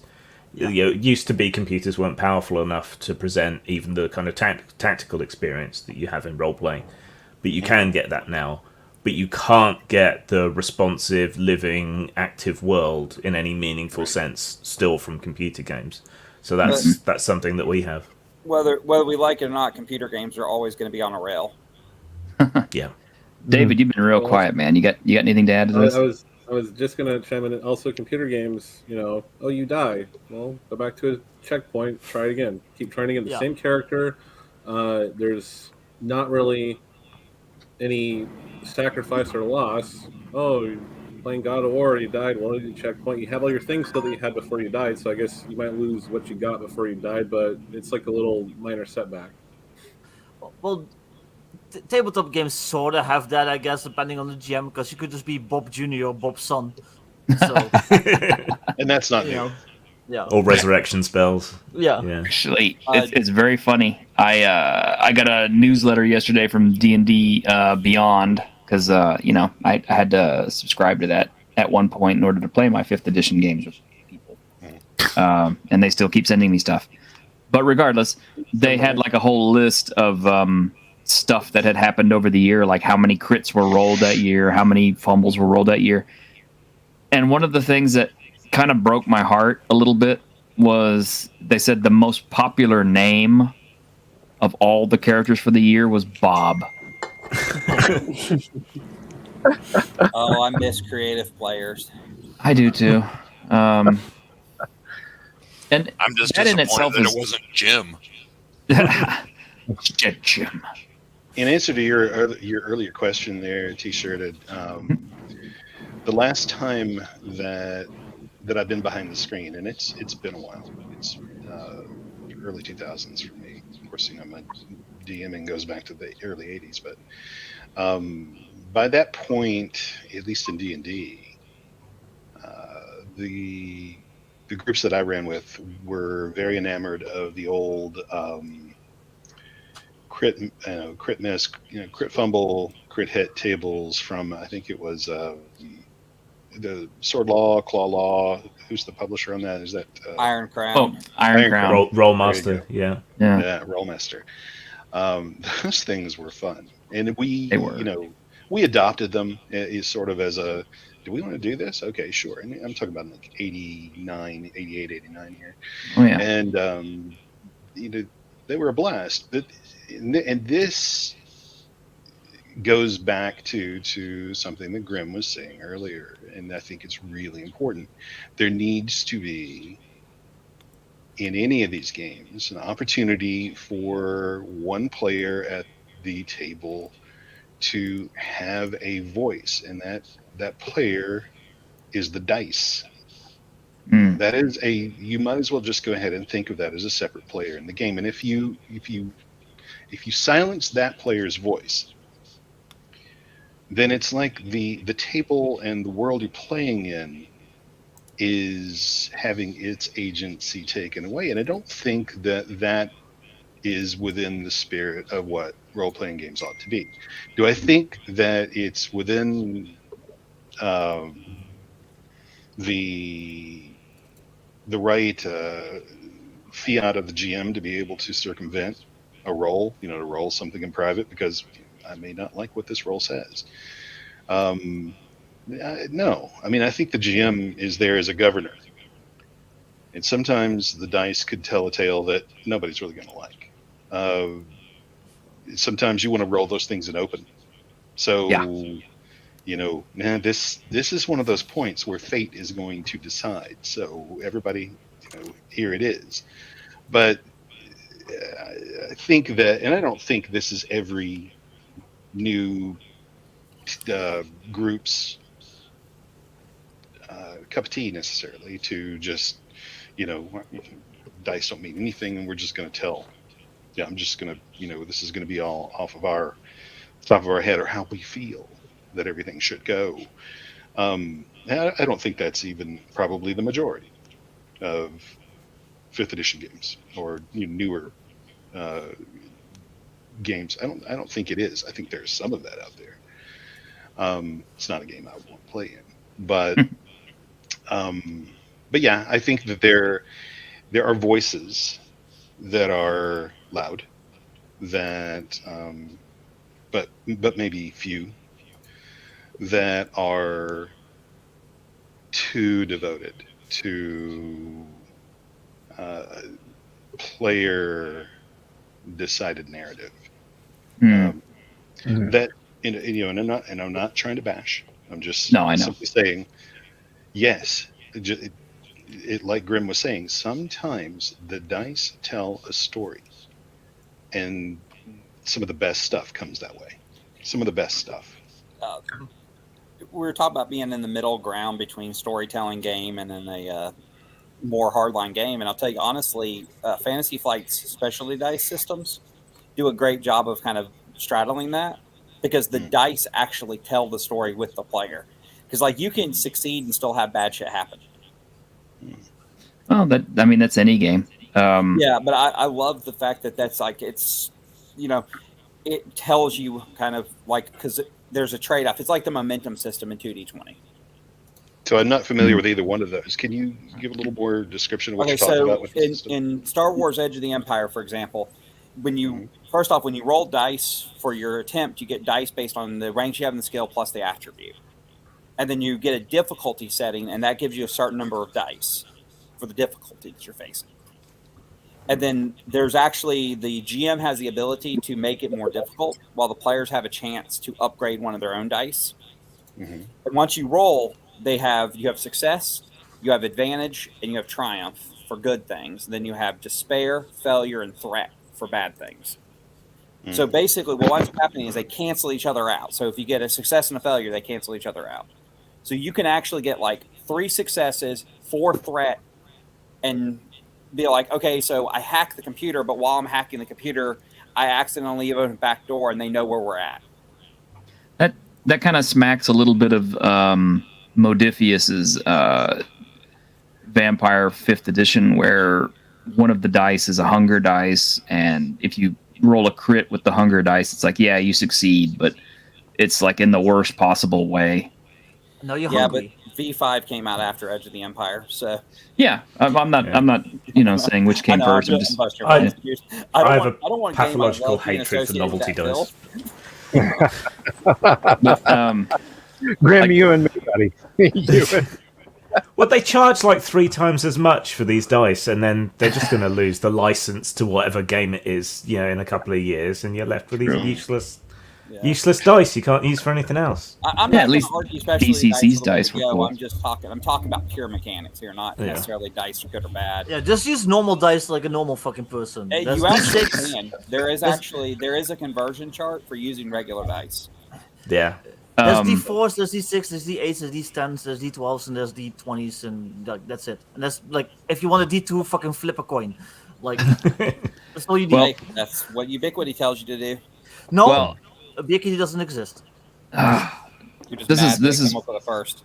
this was one of the results of our latest, or one of our last games with crits and fumbles. I use a fumble table. I've been using fumble tables forever because I love them. They're funny, and they really make some interesting game moments. For example, it's like the party is on a narrow stone bridge. It's like a one-horse bridge. They're trapped kind of in the middle of it. There is a horseman that is charging them down on this bridge. There's no way they can get off of it fast enough unless they dive off the side and fall, 50 feet down into muddy water. Good bad. So anyway, I'm rolling his attack as he's charging. He rolls a 1. So I go to my fumble tables. Fumble table says, weapon breaks or weapon shatters and hits you for X amount of damage. So the narrative I told was like, okay, as he's charging, he, his lance is too low and accidentally hits one of the cobblestones and snaps and hits him. And when I rolled the damage, the damage was high enough to kill him. So he impales himself on his lance and flies off of his horse and off the edge of the bridge, and then smashes face first into the mud down below. And it's like all they can see is his feet sticking out from the mud. So they lost all of his gear, but his horse, it was they checked out his horse, and just to make things quick, I grabbed Castles and Crusades Adventurer's backpack and just looked at a standard pony horse, what a pack horse might have, and it had everything in there already, and that was one of the things I loved about it. It kind of saved the shopping trip. It saved me from having to roll up a bunch of stuff. And they got a complete set of gear for free. Excellent. There you go. I love the Adventurer's Backpack. I love the backpack concept from I do fucking too. Castles and Crusades. I love that. I love that so much. I love Adventurer's Backpack. It's so useful. It is. Hey, I'm going to have to dip out of here, guys. But first of all, thank you so very much, T-Shirted, for having me on. It was lovely to meet a lot of you guys and put some voices and faces to identities out on the internet. So Merry Christmas to you all. Have an Thank absolute you for being here. Merry Christmas, man. Good to see you, One- Delbert. See you later, Devil. Thank you. and see you guys in the funny papers. Peace out. Yeah. Okay, Take care, Aaron Dungeon. Dragon, Merry Christmas. latest. Can I answer that? Oh yeah, Question. yeah. Sure. Go I'll ahead. let you. I'll Right. let you. It's not specialty dice, you know, D4, D8, D10, D12. It's novelty dice that are only usable with a single system Yeah. and just have Custom weird, dice. stupid marks on them. Yeah, Ah. Dragon Dice helped cripple TSR for a reason. They did. Hey, that's a fun game. Well, it's also those specialty dice like D8 and D20 and stuff, because of D&D particularly, they're very common. You can just order them anywhere. Like you can just go online and just order like whole bags of them. You're not gonna order like a D7 with special markings on them. So yeah, Well, like I Yeah. said, I wasn't trying to argue for whether the dice system was right or wrong. I'm just saying when you look at systems like that, that's a good example of how the in-between systems can work, where you can tell an emergent story while still respecting the dice. Yeah, Yeah, that's what, I get it. Yeah. that's why I support D6. It's historically correct, mathematically correct, culturally correct. okay. Greg, you don't get a voice till I get my badgers. Aaron Dragon's is being mean now and just calling us like saying that we lack imagination because we don't like D7s with fucking little squiggles on it that are particular to a single system. How is that the lacking imagination? And Look, speaking man, of that, I have Greg- Xochitl Greg, guys how did- have their uses, and it's all in DCC. what happened to your the Indiegogo? Did it pass? No, but I mean, I got 89%. I got the money anyway. It's fine. Yeah. That's, What are you gonna that's do? why the smart people use Indiegogo. Huh? That's why we smart people use Indiegogo. Oh, I Nobody think said somebody anything asked me about what I cost. was going to do with the money. Yeah. Well, no, not what you can do with the money. I mean, what are you going to do? Are you going to release the set anyway, or do something with Oh, it? of course. I was going to release it even without the Indiegogo. This is just a little bit more helpful. That's all. Oh, okay. Good. What he's really planning, what he means is that money's going to some hookers and blow. No, that's Victor.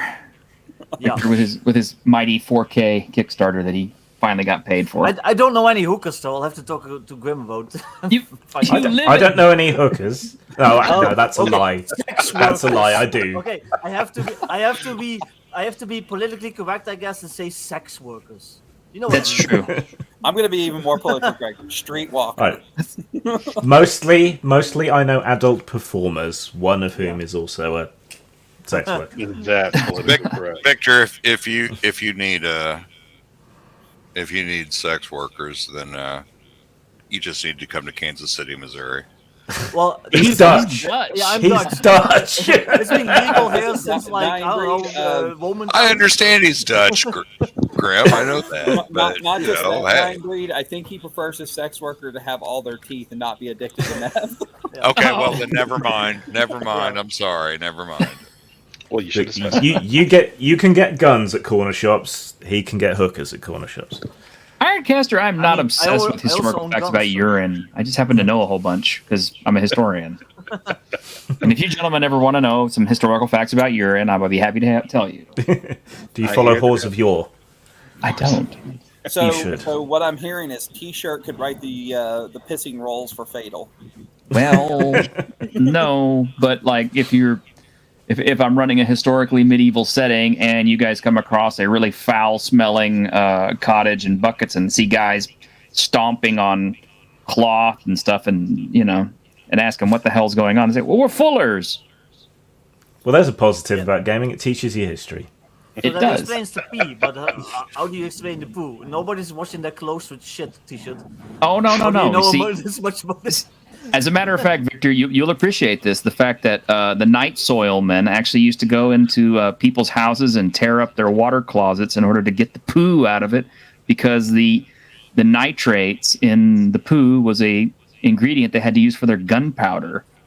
Yeah. Huh. Okay. Take the poop, you take the straw, you make a cheese, you keep it watered, You know and what? you You know scrape what? the crystals. Right there, we needed one of those "the more you know" things to go across the screen. Did you guys see that TikTok where it's like life hack? Use dirty diapers to clean the grease out of your used pants. And it's What? Like, no, No. no, I'm not. Thank you. That's not a life hack. That's like That's- a no. E. coli hack or something. Like, I don't know. Yeah, no thanks. But I mean, yeah, it's like people. That's one of the things I think has been like a lost art for a lot of games these days, is because a lot of people have either glossed over these parts of history or have ignored these parts of history. They have forgotten just what things must really be like as far as the fine art of description. I mean, I'm not talking about getting all Matt Mercer. You sense a quiet demeanor of this person. He seems to look at you with smoky lidded eyes. No, I'm not talking about weird. Wizard. Nah, not that. Nah, but That's a pretty If- good Mercer, by the way. thank you. I'm scary good with that. I gamed with a guy. This is a true story. Gamed with a guy that to do an attack that I shit you not, he did 2-minute monologues. Wow, that's just not. I mean, wow. Nice. I mean, yeah. I bet combats must have taken forever. We wanted to choke him. I started but- drinking one night because I was gaming with him. Yeah, but I mean, like if you're approaching a village, if you're approaching a medieval peasant village, more than likely it's gonna stink horribly before you get to the village, and the reason is because the tanners are gonna be outside the village, and that's or the flax redderers, which are the guys who make flax, because rotting flax is stinky. Fullers are stinky. Dye makers were stinky, especially like the woad guys, the guys who made the blue woad for blue cloth. That Yeah. stuff stank horrible. You're talking about descriptions, and I've actually talked about this several times in different videos and stuff. Man, like I can't stand when people are like, "Okay, see a goblin," Yeah, and you kind of kill the suspense with that. It's like, do they even know what a goblin really looks like? These are first level adventurers. Have they ever seen one? mm-hmm. Right. And stuff like that plays in, and a little bit of narrative it goes a long way. But see, that's again, this is kind of a difference between like old school, new school. Like I said, we were playing with James. We ran into, what was this guy? Was he supposed to be an elf? Some kind of elf. Yeah, I mean, he just described him straight up as an elf. He didn't really describe what he looked like, what he was wearing, or anything. It's just like you come across an elf riding a chariot drawn by dogs, and I'm just kind of like, wow, that's kind of non-specific. Okay. I think there was some quick initial description, but it wasn't referenced then too much later. I mean, I say that because I remember Golden Skin. I think I remember Golden Skin. Yeah. There wasn't a lot. It was a one sentence, quick thing. It's like, tell me more, and that wasn't the focus. That really Cream wasn't curl. the focus. Big tits, really, Vic? That's what you're gonna put in the chat. Oh, my goblins are short tracks. Short stack goblins. Yeah. But no, Even like the male ones. it's crazy. It's even harder if you like it. It's hard to do good descriptors if you're playing a game from like an IP that everyone knows. Kind of basically, like Alien's a good example of it. Try describing a xenomorph without calling him a xenomorph.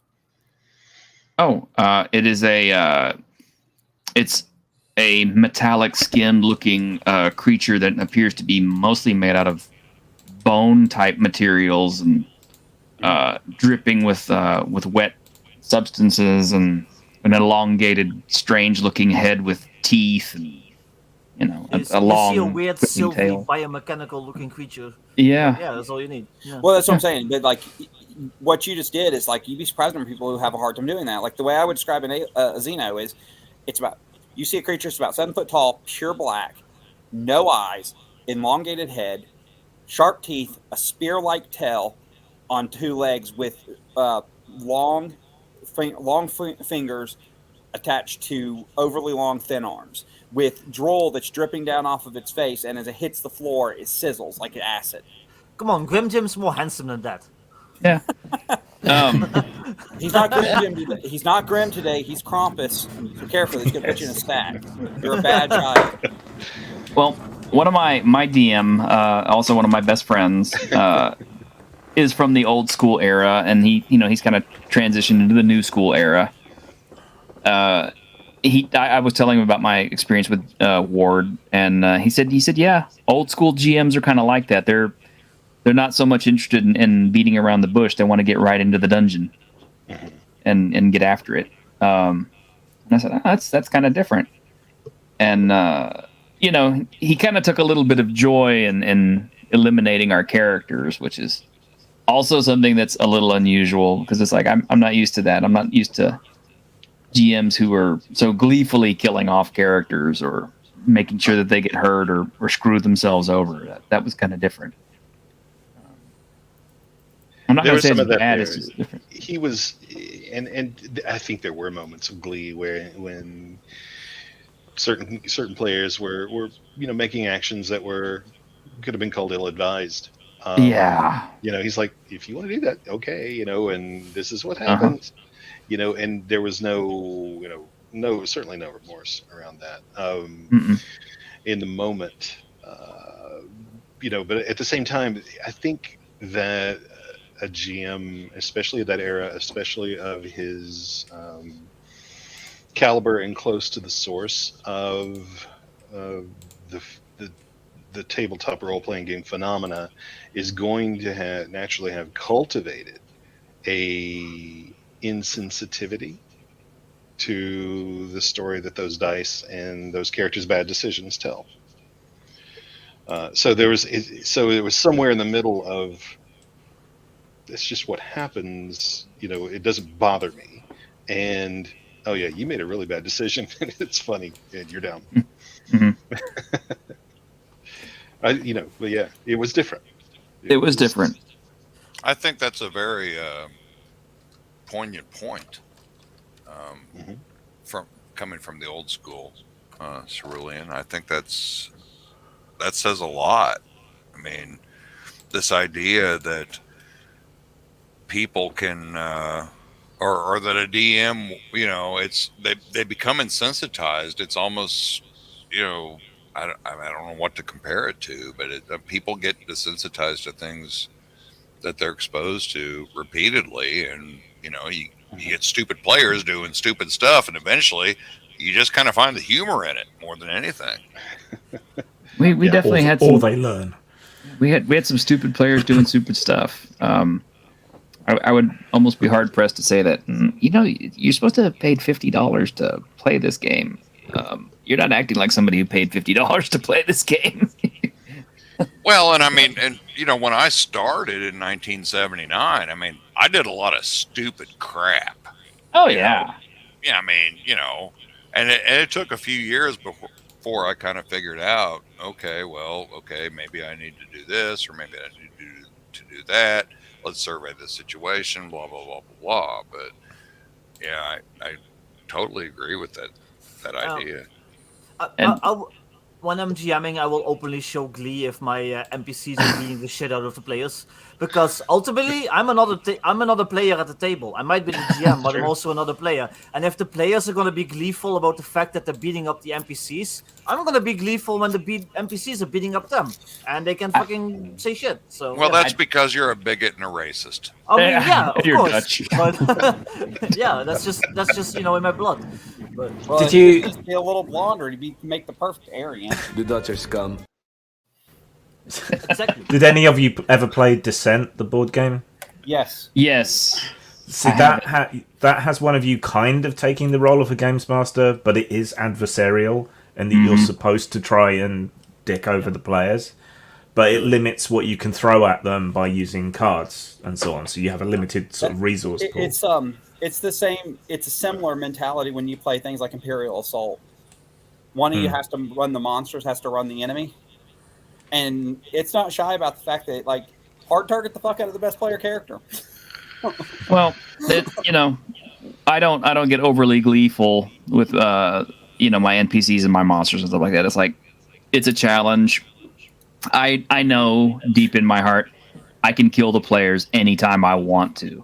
And the reason is because when I first started out, unfortunately, the very first module I ever acquired was Tomb of Horrors, which is a horrible module for a new GM to learn on.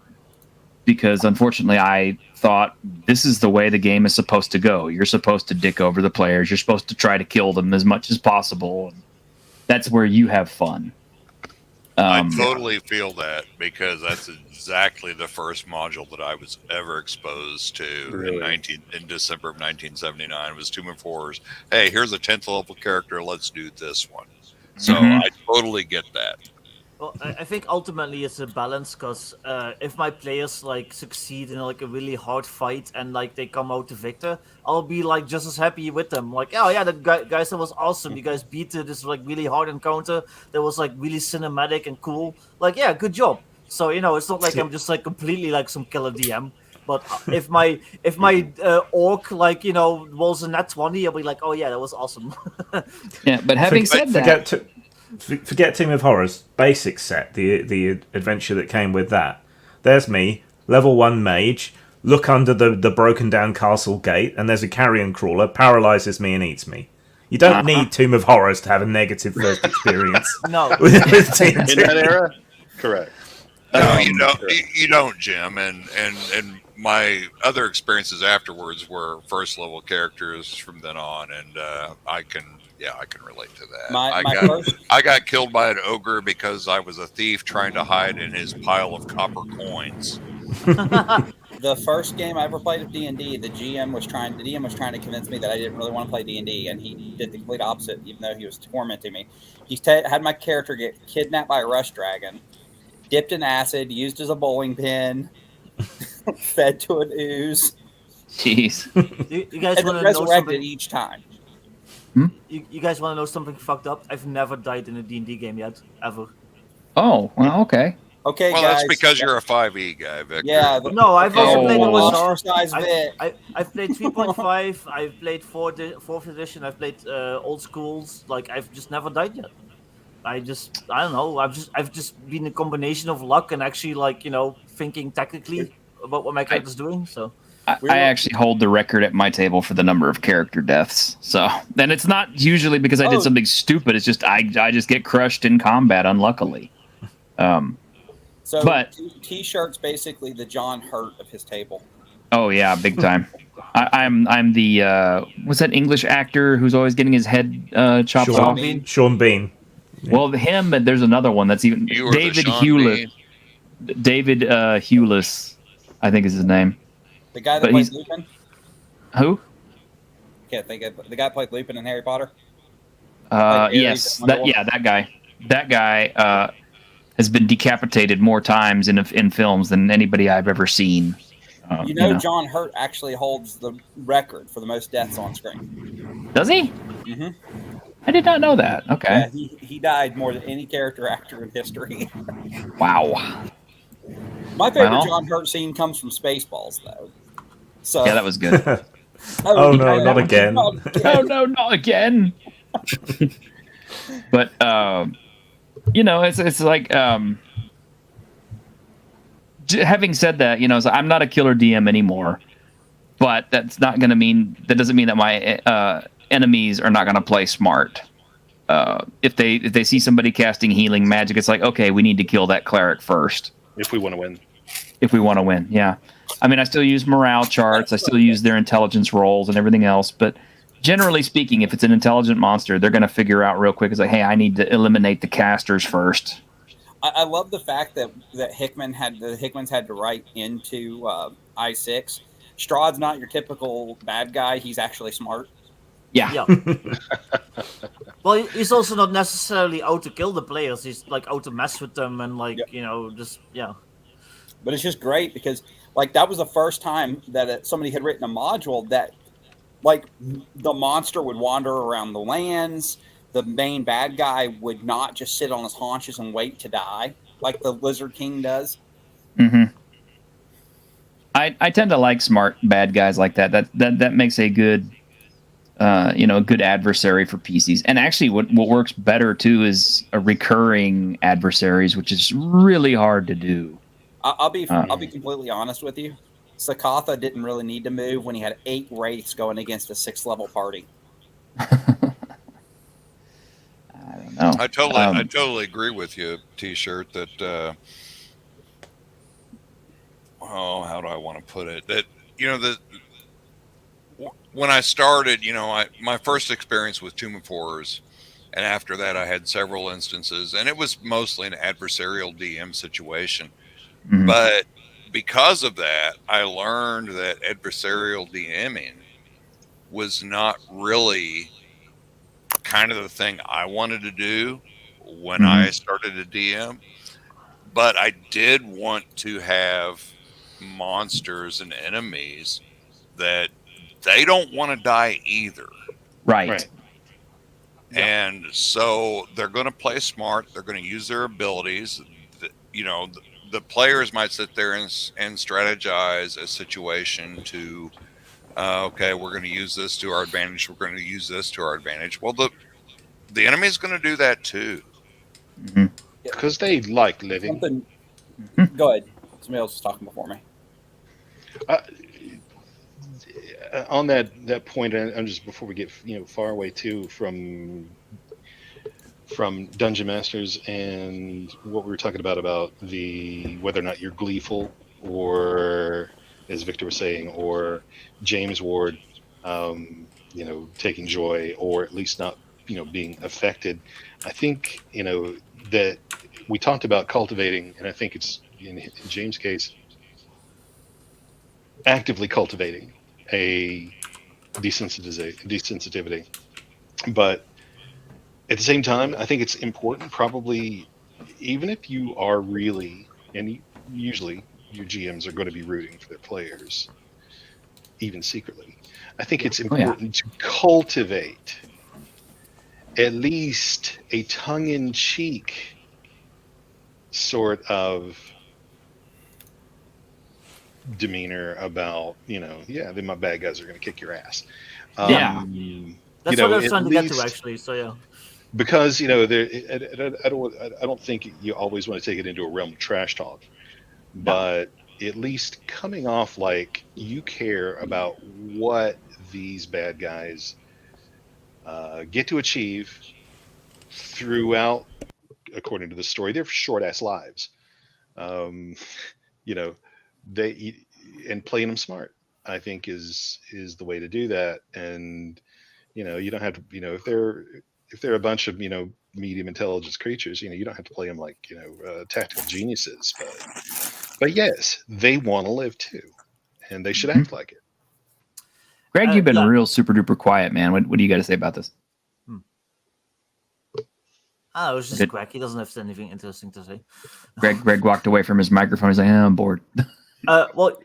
Civilian Rex said he tongue in cheek, and that's pretty much what I was trying to that's how I do it. But the problem is that a lot of 5e players are not used to that. They're used to the GM that actually actively feels sorry for messing up their character. It's like, oh, I rolled a nat 20. Oh, I'm sorry, guys. Like, well, how can we maybe fudge this? Like that. I don't want like that. So a lot of my 5e players, they get annoyed at me initially. Well, I do feel like I'm trying to fuck them over, but yeah. I do express a little bit of sadness for the players when I tell them, it's like, guess what? That troll hit with all 3 attacks on you. Yeah. Well, even that's it's gonna hurt. That's obvious sarcasm. Well, so going back to something you guys were saying a second ago, and I was gonna say it before Rex there was talking. Cerulean was talking. Something that stuck out with me when you're talking about smart opponents, it's not just about smart. Something stuck out. Our Cadam instructors told us this one time. We were talking about getting shot at in a combat zone, and the thing they told us is in a real combat, both of you want to go home. It's which one of you wants to go home more. Yeah, Greg, you back? Yes. Okay, I'm curious. You've been listening in, right? A little bit. Yep. Mm-hmm. Oh, okay. Well, yeah, you've been really quiet, so I wanted to hear what you had to say about this. Not as quiet as Esh. Well, I'm still here. And I'm the newbie. There's not much I can say. Esh has the least experience in gaming, so he's here to learn more than anything else. Ash, I'm a newbie too. I mean, I've never been on this show before. Dude, speak up, man. So, in But- terms of adversarial DMing, that's what you guys are really talking about, right? Mhm. Or at least appearing so. The way I DM, just my personal way, is it's like I like to imagine what if Tolkien was DMing for a group of players that were playing a game in Middle Earth. How would Tolkien DM? Well, I don't think about that for a minute. So, like, Tolkien wouldn't be adversarial, but he would be extremely like into the setting because, like, so the setting would be the adversary. It wouldn't be Tolkien himself. He's just the referee. The setting is the adversary because it could take players by surprise. Tolkien knows a lot more than they do about the world and all the different interactions between things. So that's kind of the way I look at it. It's like setting is usually number one for me. If Tolkien was GMing, the first 2 hours of the night would just be him like explaining pipeweed because a player just made an offhand comment. True. So yeah. But I mean, it's like Tolkien wouldn't throw a Balrog at a first level group. Yeah. I'm I not would. so sure, guys. I am not so sure of that. Just ask Boromir how much Tolkien cares about player characters. Oh, well. I mean, come on. How many arrows did he get shot with before he finally went down? And those were orc arrows. They were like huge in the movie. Uruk-hai arrows, yeah. I will say that brings up a good point about having multiple different levels of characters in the same party. That's you just brought that to mind. You know that the hobbits were like first level somethings, and Aragorn had some levels, and Gimli and Legolas and Boromir, but and Gandalf of course was Gandalf, but this foe is beyond any of you. That do angels get levels? He'll throw it a pretty low group. That is it. That's an interesting point. You know what? I have not thought about that in a very, very long time. But you're right. It's been so long since I've seen a mixed level party where you had people in the party who were below the recommended level for the adventure or whatever. It's common in like books and movies and stuff that don't depend on rules, but when you get into like actual gamifying stuff, then it just becomes becomes very hard to do.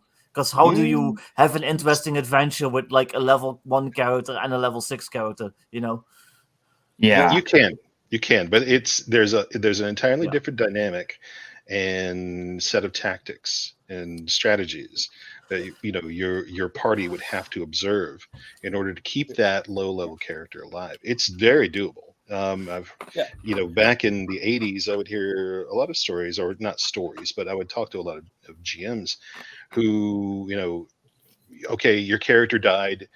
You're coming back in, and this is what my GM did, at the equal to the level of the lowest member of the party.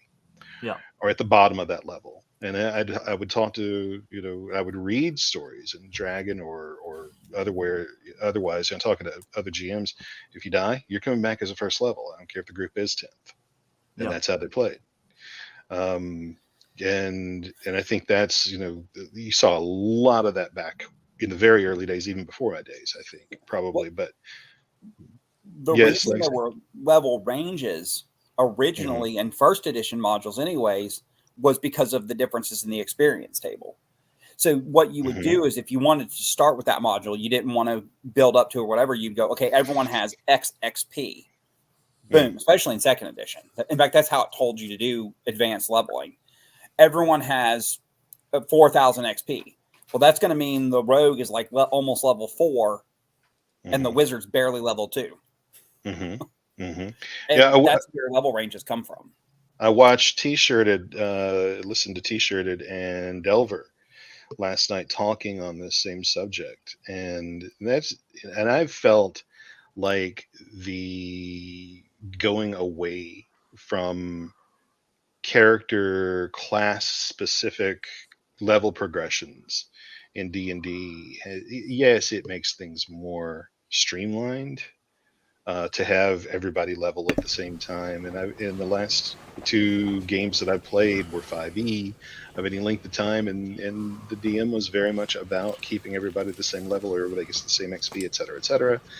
And I think it makes for a more interesting tactical dynamic when, after some months of playing, which, I'm used to games going a while, then you start to get these level variances and different things are happening. People are leveling it not at the same time. And yes, it makes it very convenient. Oh, everybody leveled. Everybody do your thing. Okay. And nobody's, but when you've got like that one person who goes, aha, I just hit 5th, and everybody else is like 6th and maybe 7th. It's like, that's kind of a cool moment. And it's a very them moment. And I think that's actually that's what I was saying. Like a wizard, I think it's like between first to second for a wizard in second edition is 2,500, and then it's 5,000 to get to second to third. So you need a fat fuck ton, or 50 or 5,500. So it's like you need a fat crap ton of experience as a wizard in second edition to level, right? A rogue needs 1,250 from first to second, and then he only needs like 3,000 to get to third. So he literally is almost 4th level by the time the wizard hits third. Yeah, they smoke. And see, I always wondered about that. I know I raised that question more than once. It's like, it's like the thief class always really seems to have the lowest go up out of everybody, and they seem to level up the fastest. And most of the GMs who talk to me will say, well, that's because rogues die so fast and stuff like that. And I said, safe versus I said, yeah, but they also rogues get the fewest abilities. Do they get the fewest abilities? Really? Power level wise, yeah. Power level wise, they're the only ones who have percentages to open locks or find traps or climb walls. We should rephrase that. Everyone has a base percentage chance to do all that, but it's like open locks. You get it based on your strength, and it depends on the edition too, because they didn't do that shit in first edition. They did that in first edition. That was where I. No, I'm talking about you didn't get an open locks percentage off of your strength in first edition. Oh no, you didn't. No, you just got like bend bars, lift gates. Yeah, that was a second edition thing. So it depends on which edition we're talking about too. Well, I'm talking first edition because that's when we had very clearly. Now we're on a different scale. Yeah, you're right.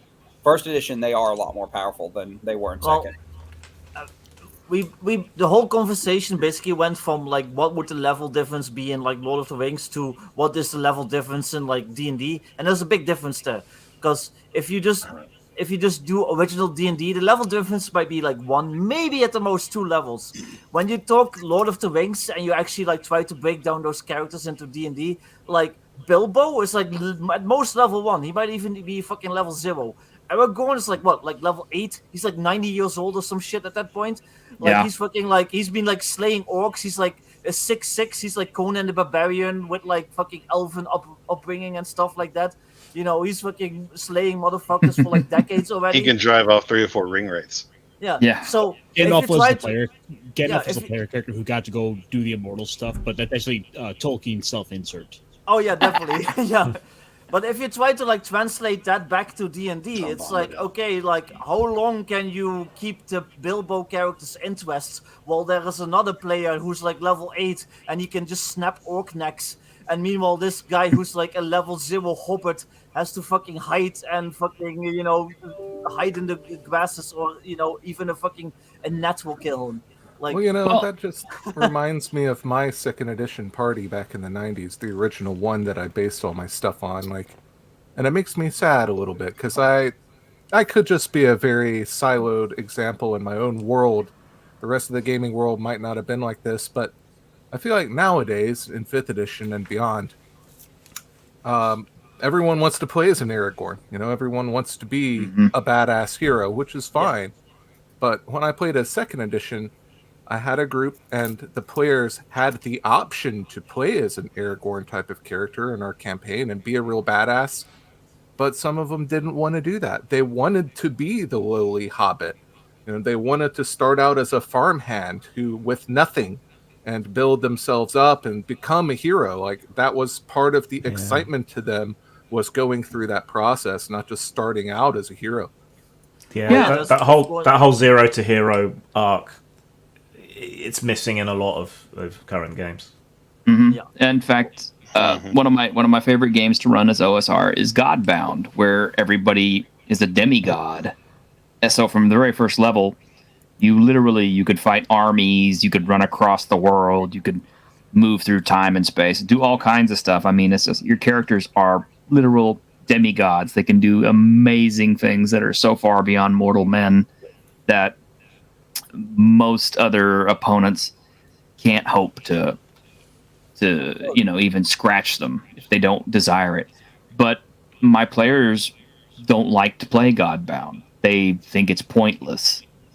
I keep trying to tell them, it's like, well, the point is to build up your worshippers, your pantheon, is to explore your world and make your name. And it's more of a heroic fantasy than any heroic fantasy you can imagine, except you're actually literally wielding the powers of gods from the very moment that you walk onto the world. But they don't like that. Well, I think it gets into the idea that like Zero to Hero is like a lot more fun in my experience than like, it's one of the reasons I don't like 5th edition all that much is because you play fucking superheroes. Mm-hmm. And like by third level, a third level fighter in 5th edition could put a 15th level fighter in, say, 2nd or 1st easily to shame. I wouldn't say 15th, but yeah, like maybe 10th, 8th. They're pretty potent. No, Yeah. Legacy. I totally agree with you on that. That's my whole thing about 5e, and for transparency reasons, I will tell you, I've never played 5e. I've never run 5e. I have never played anything beyond 2nd edition AD&D.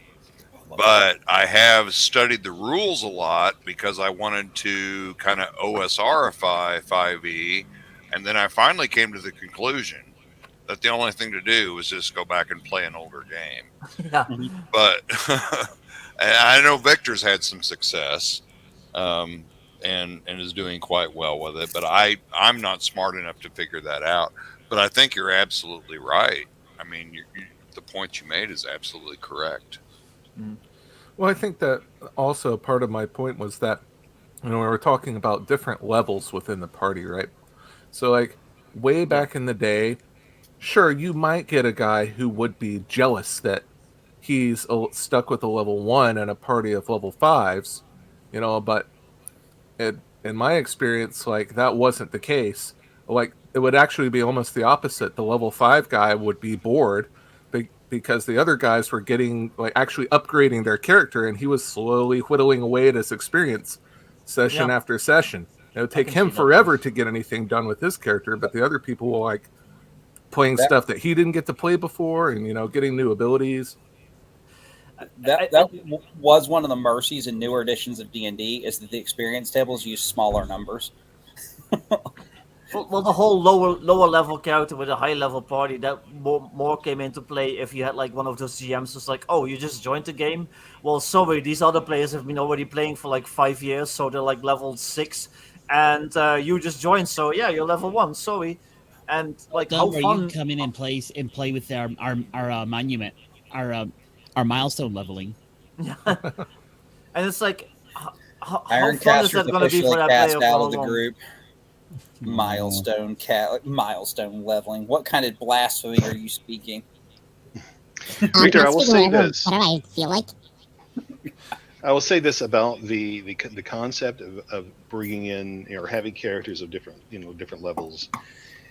It's not, and it never has been really, I don't think, very different than the concept of power leveling in MMOs. I've got my 80th level blah blah blah, and I'm going to take this first level guy on an adventure with me, and he's going to level quick. So just by that same merit, I got my first level guy, and I'm going to hide over here, and I've got my one little binky spell that I'm going to like cast to help the party. Yay! But I'm going to stay over here and hide behind somebody or this wall, and just try to live. But by the end of that, if you're giving experience by the thing that gets killed, you might level after the first, monster. Or if you're, really old school and you're gaining experience by way of the gold that you gather, you're gaining a lot more gold. So you're not going to be a very low level for very long, but you're also not going to catch that higher level group. You'll eventually fill in and fill your role. But it doesn't take as long as it's not forever. As a DM, though, you got to be careful about how you bring in low-level PCs into a higher-level party, too, because, like, a first level wizard and a party of 7th level characters, somebody looks at him funny. He's dropping. Oh man, especially if you're using the old roll your hit points method on a D4. Yeah. We used to call the 1 hit point mages. We used to call them gusher mages because it was like they've if they get a paper cut or something like that, their entire blood supply just goes shooting out of that one little wound, like some Japanese anime. Pretty much. Well, Aaron Dragon in the kill first level fighters in 2nd edition. Aaron Dragon in the chat. How did you guys handle PC death in OSR games with regards to XP and levels? Did all PCs start at level 1? In the games that I played, yes, we did, and we didn't start PCs at above 1st level, and so. I mean, a lot of the points that were already discussed here kind of apply to that, but it was really a measure of, okay, you're MU with 1 hit point, and guess what? You cast your sleep spell, and you better fucking hide after that. First level. I play a 1st level character in a 10th level party. Somebody's carrying me around on their back like a baby. Hey, I did not remember how powerful sleep spells were back in old D&D until we started playing some of the old school rules like Axe, and which uses the old sleep spell version with no saves, and it was just kind of like, wow, this thing is powerful. It depends on you make the roll, and that's how many hit dice you affect. And it just fucks things. You know what spells super potent in old school D&D is color spray. Oh yeah, color spray is my favorite. Fuck color spray. Yeah, color spray is good. Color spray is good, but I mean, if you're a newbie to the game and a 1st level MU, sleep is what you got to take. Yep. I played Pathfinder 1st edition, and my character got hit by color spray, and he was like blinded or whatever the fuck it does. And I was basically out for like the whole combat. And I was just sitting here like, I guess. Oh yeah, these other characters do all this cool shit. I'm just sitting here like fucking just stumbling around blinded. Like, cool. Well, see, the reason I thought sleep was so weak is because we've been playing 3.0 and Pathfinder for so long, and it's like in those versions, if you get hit with sleep spells, you get a save. Will save. That's stupid. Yeah, you don't get one in 1st edition or 2nd. Nope. If you're under the hit dice level and you choose which hit dice get affected, starting with the lowest hit dice. It's brutal. There's rules around it. You have to no matter what, you have to start with the lowest hit points. You can't, or hit dice. You can't start at the highest, and yada yada yada. But high level MU with even a high level MU with sleep can put to sleep like a lich. You can compensate a bit for different level by niche protection. So if your character dies and you have to come in with a new character, you can play a class that isn't covered. Or in a lot of skill-based games, if your character dies, but the adventure that they're on, the mission, the investigation, whatever, needs a particular set of skills, then you can create a new character, but you can get that skill to a reasonable level in a skill-based system with a new character. So they can kind of come in and they can be useful straight away in a way that you can't necessarily with class and level systems.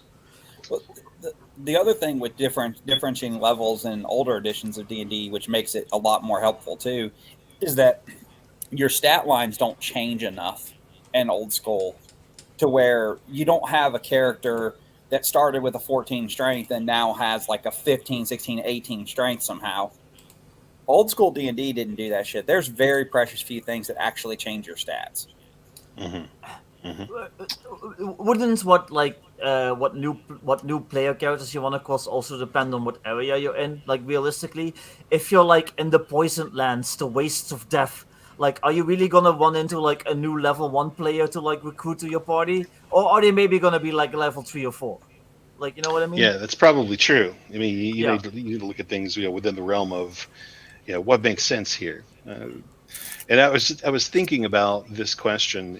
Like I said, my old GM used to do that. My first DM used to say, equal to the lowest level member of the party. And I have always liked a little bit of level variance, a little bit. And would I start new players at level 1 personally? I don't think so. I think the way that I've been thinking of it when I run my next foray behind the screen.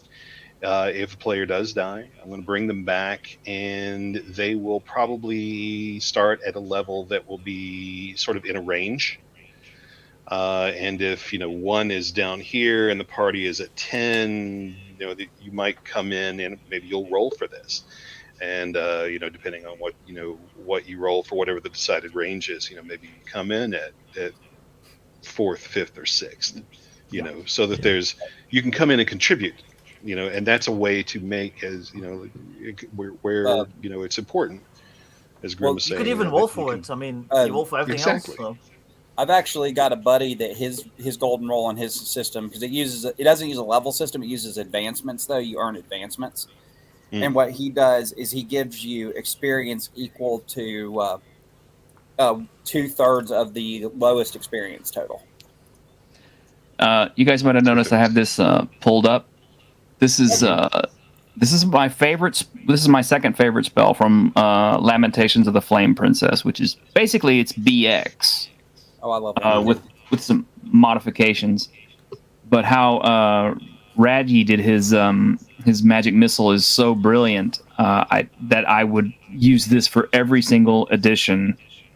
But yeah, it's you're throwing 1d4 magic missile per level of caster, but it's like you continue to get them, and it's like you can. If you're second level or higher, you can divide the dice of damage between targets as you wish. Or you can. This kind of keeps your magic missile good at all levels. Like if you're 10th level, you're throwing 10 magic missiles, and even though they're only doing a D4 a piece, it's still that's quite a bit of damage. I mean, they don't have Fireball in Lamentations. Good. Fireball is one of the most overused spells in D&D, and it's also one of the easiest to contain by just putting them in an enclosed room. Yeah, but see, that's kind of why I liked the solution in Lamentations. It kept the magic user from being overpowered, yet at the same time, with just this one little first level spell that continues to grow with the character, it continues to be useful throughout his entire adventuring career, which is how all magic in games should actually work, in my opinion. Well, that was the thought process behind cantrips for 5e.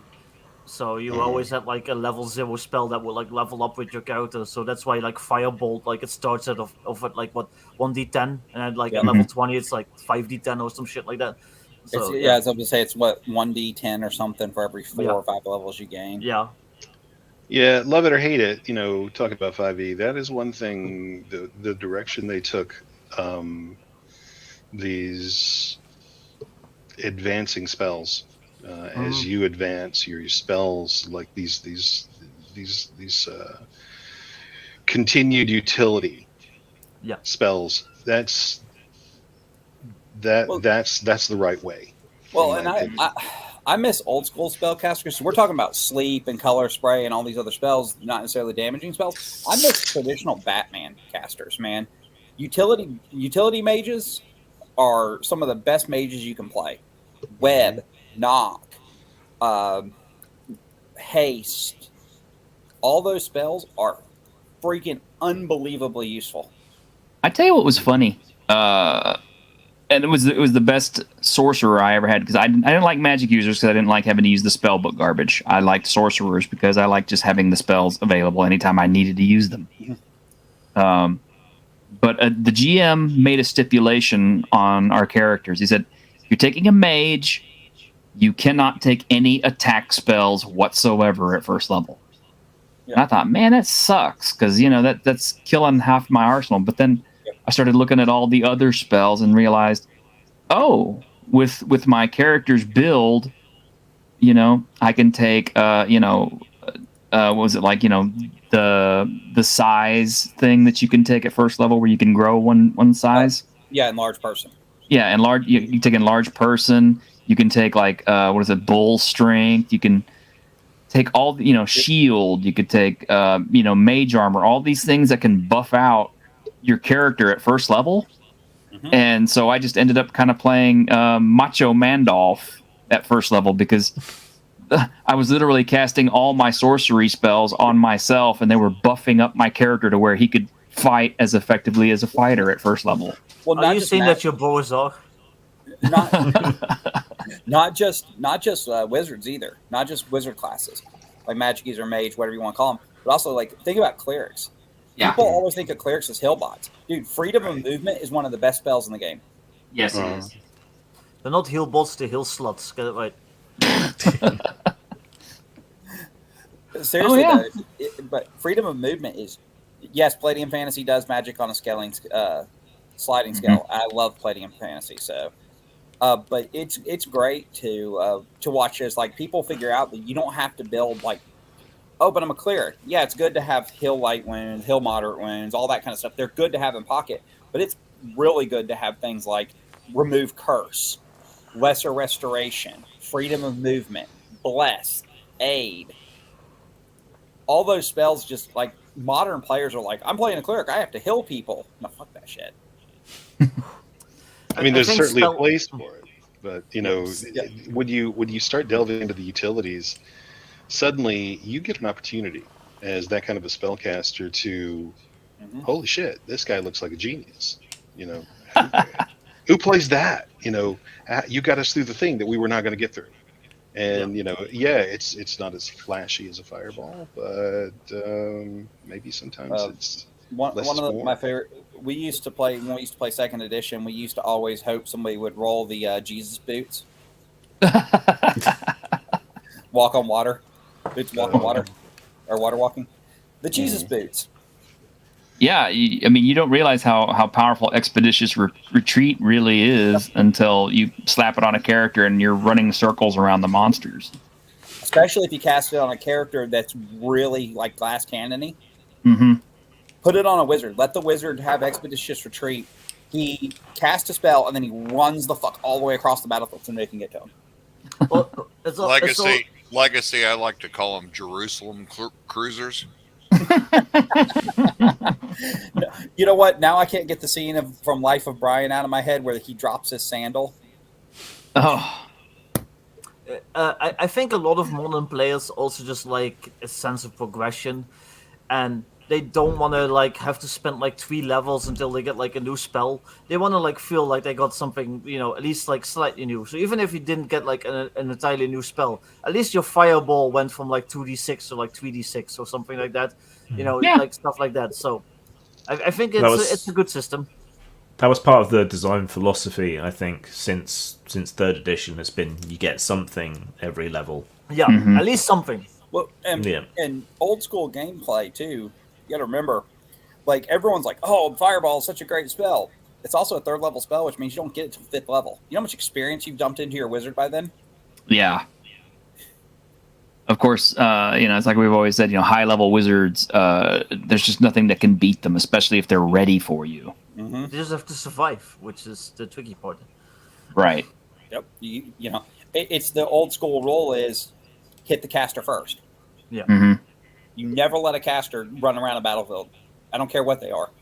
They could be a fucking Null shaman. You take that thing's club from it and beat it mercilessly. Well, you're absolutely right, Legacy, because at first level, just what we mentioned before, the power of the sleep spell alone completely verifies your position. Yeah, exactly. I've been playing Baldur's Gate 3, and the sleep spell on that, even though it's the 5e version, is so fucking annoying. I hate it. Like, my barbarian's like about to, like, you know, hit his rage, and like it slams an axe into some guy's face, and all of a sudden he's just like on the ground snoozing. I'm like, God damn it. No, I'm playing Icewind Dale 2 right now, right? I'm going through Icewind Dale 2 again, and I'm in the Ice Temple. And they get to cast Blizzard on you at will. Yeah. Oh. Yeah. Fuck that spell. And there are other things too. It's like, okay, I'm curious about this. I bet everybody else has done this too. How many of you guys have hacked the Drow to where they can actually see in their own darkness? Yes. Because it just makes no sense for them not to be able to see in their darkness. If you read the Drizzt books, it's indicated he can see in his own darkness. Yeah. Yeah, but I mean, if you read Raw Rules as Written, You can't. But there's other funny things like that too, though. It's like I used to make this joke all the time at the table. I said, you realize that if you have a dragon and you have a mage inside of a library, that only the mage is really the deadly one. And they were like, why? And I said, because the dragon can breathe fire, but it doesn't set any of the books on fire. The fireball explicitly says anything that gets hit with the fireball gets set on fire. Yeah. Well, then that's just you know what list the of worst- laziness. Oh, good. Worst invention from 3.x they ever did was Tremor Sense. Oh gosh, yeah. Hate that And ability. they're still doing it now. Dwarves get tremor sense in 5e now. Yeah, and 1D, like way overpowered. Yeah, for first level characters have tremor sense. I know when you're moving. Screw you. Not dwarves, anybody, because races doesn't matter anymore. Oh, that's right. Yeah, races don't matter I anymore. can be a 2-foot human with Bioessentialist somehow. Yeah. Yeah. All right. Let's keep it positive, though. That is positive. Now you can That is positive. make a completely broken character. It's great. That's true. I'm positive my Coke is frozen. Nice. Oh wow! And your power was out, and you still managed to freeze. What'd you do? Put it out in the snow? Yeah, well, look, the fridge ran out of room. We were trying to put the turkey in to kind of de-thaw, and then about an hour later we lost power, and so I've had a bunch of stuff sitting on the porch. I woke up at 5 a.m. Just chilling. My power was out. Snorty, yeah, you're talking about this tactically with tanks and squishies. Okay, this is something that actually kind of started happening in 3.0, and the worst example of it came about in 4th edition. Is the fact that we actually did start to refer to specific class types as tanks, healers, and DPS.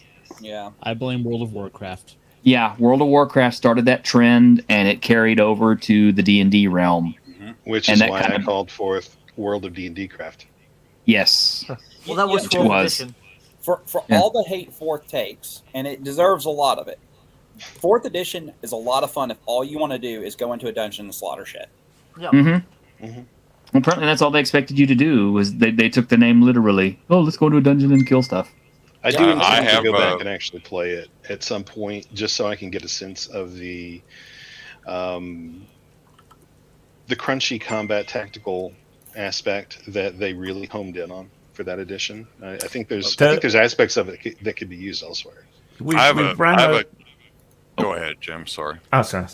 We ran a successful Dark Sun campaign using 4E, but the problem we had with it was that it needed you to use miniatures. So many of the abilities are about maneuvering or pushing the enemy around and stuff, and we don't have a ton of miniatures. You could literally, if you played the wardens and stuff, you could literally switch your other player characters with enemies and stuff. Position them better. 5e is kind of similar, yeah. But we didn't have a lot of minis. We didn't have a lot of room to play, so I abstracted that into like a maneuver pool that you could spend on your to boost your actions or damage and stuff, and that worked quite well. Sounds like a good solution. But it's a nightmare because it also like templates and stuff are really important to it too. So you need to be able to see how the templates lay out. It's really a nightmare. We played a 4th edition game and we had a kobold sorcerer that built his abilities off of AoE, which sounds really cool until you realize that he's dropping these AoEs on us. He's like, but it's not a big deal because I can't hit you guys unless I crit. The problem with that is when you crit, you're doing like 45 points of damage to a guy with 110 hit points. Oh, You're Dying literally Breed, what were you saying? bloodying us by touching us, you douche. Dying Breed, what were you saying? Well, I was just going to, I mean, it doesn't really contribute much, but I've got a good friend from work who he loves 4E. They play it a lot, him and his crew. I don't get involved in that, but it seems to really be a thing that he loves a lot. I know 4E gets a lot of hate, but I think there's still a lot of people that really love that game. Yeah. Like I said, if you play it the way it's intended to be played, it's a great game. But it doesn't have a lot of RP. And Snoopus, I can't say that name, is talking about his GM getting pissed off that tried role play and stuff. But there's really not a lot of role play. There's not a lot of interaction outside of combat. There's not even, if you go look at the powers, there's like no powers that interact with things outside of combat. No. There not even for classes that traditionally are like face characters, like Bard. Yeah. Well, Yeah. another thing with 4th edition is that they try to do a weird take on the OGL, which actually mirrors what they're trying to do now with the whole OGL thing. And that's and it's kind of like kept people from like making third-party stuff for 4th edition. And I think that third-party stuff is actually really important to like having a healthy like D&D like community or whatever the fuck you want to call it, like lifestyle, like I don't know, like whatever the fucking word is, but I tend to agree. I think that ideas from the outside, not from within the tower, the ivory tower itself, are actually better contributing factors to the game's health overall. And also longevity, Yeah, and the longevity, yeah. That's why I don't care for Pelgrane Press as a company. 13th Age is an absolutely amazingly well done version of 4E because they reinserted the RP elements, they reinserted the interaction elements of the game while maintaining the great combat experience and stuff of it. But just they never really advertised themselves as being like, you know, our take on 4E. It's just like 13th Age, so like people just don't really know about it. Yeah, they didn't know what it was. Like 13th Age, it's it's some cheap TRPG, like I guess. I didn't know that's what it was. Yeah, see? It's basically 4E reimagined. Well, Pathfinder, everyone knows, like, this is like, 3.7, basically. So, yeah.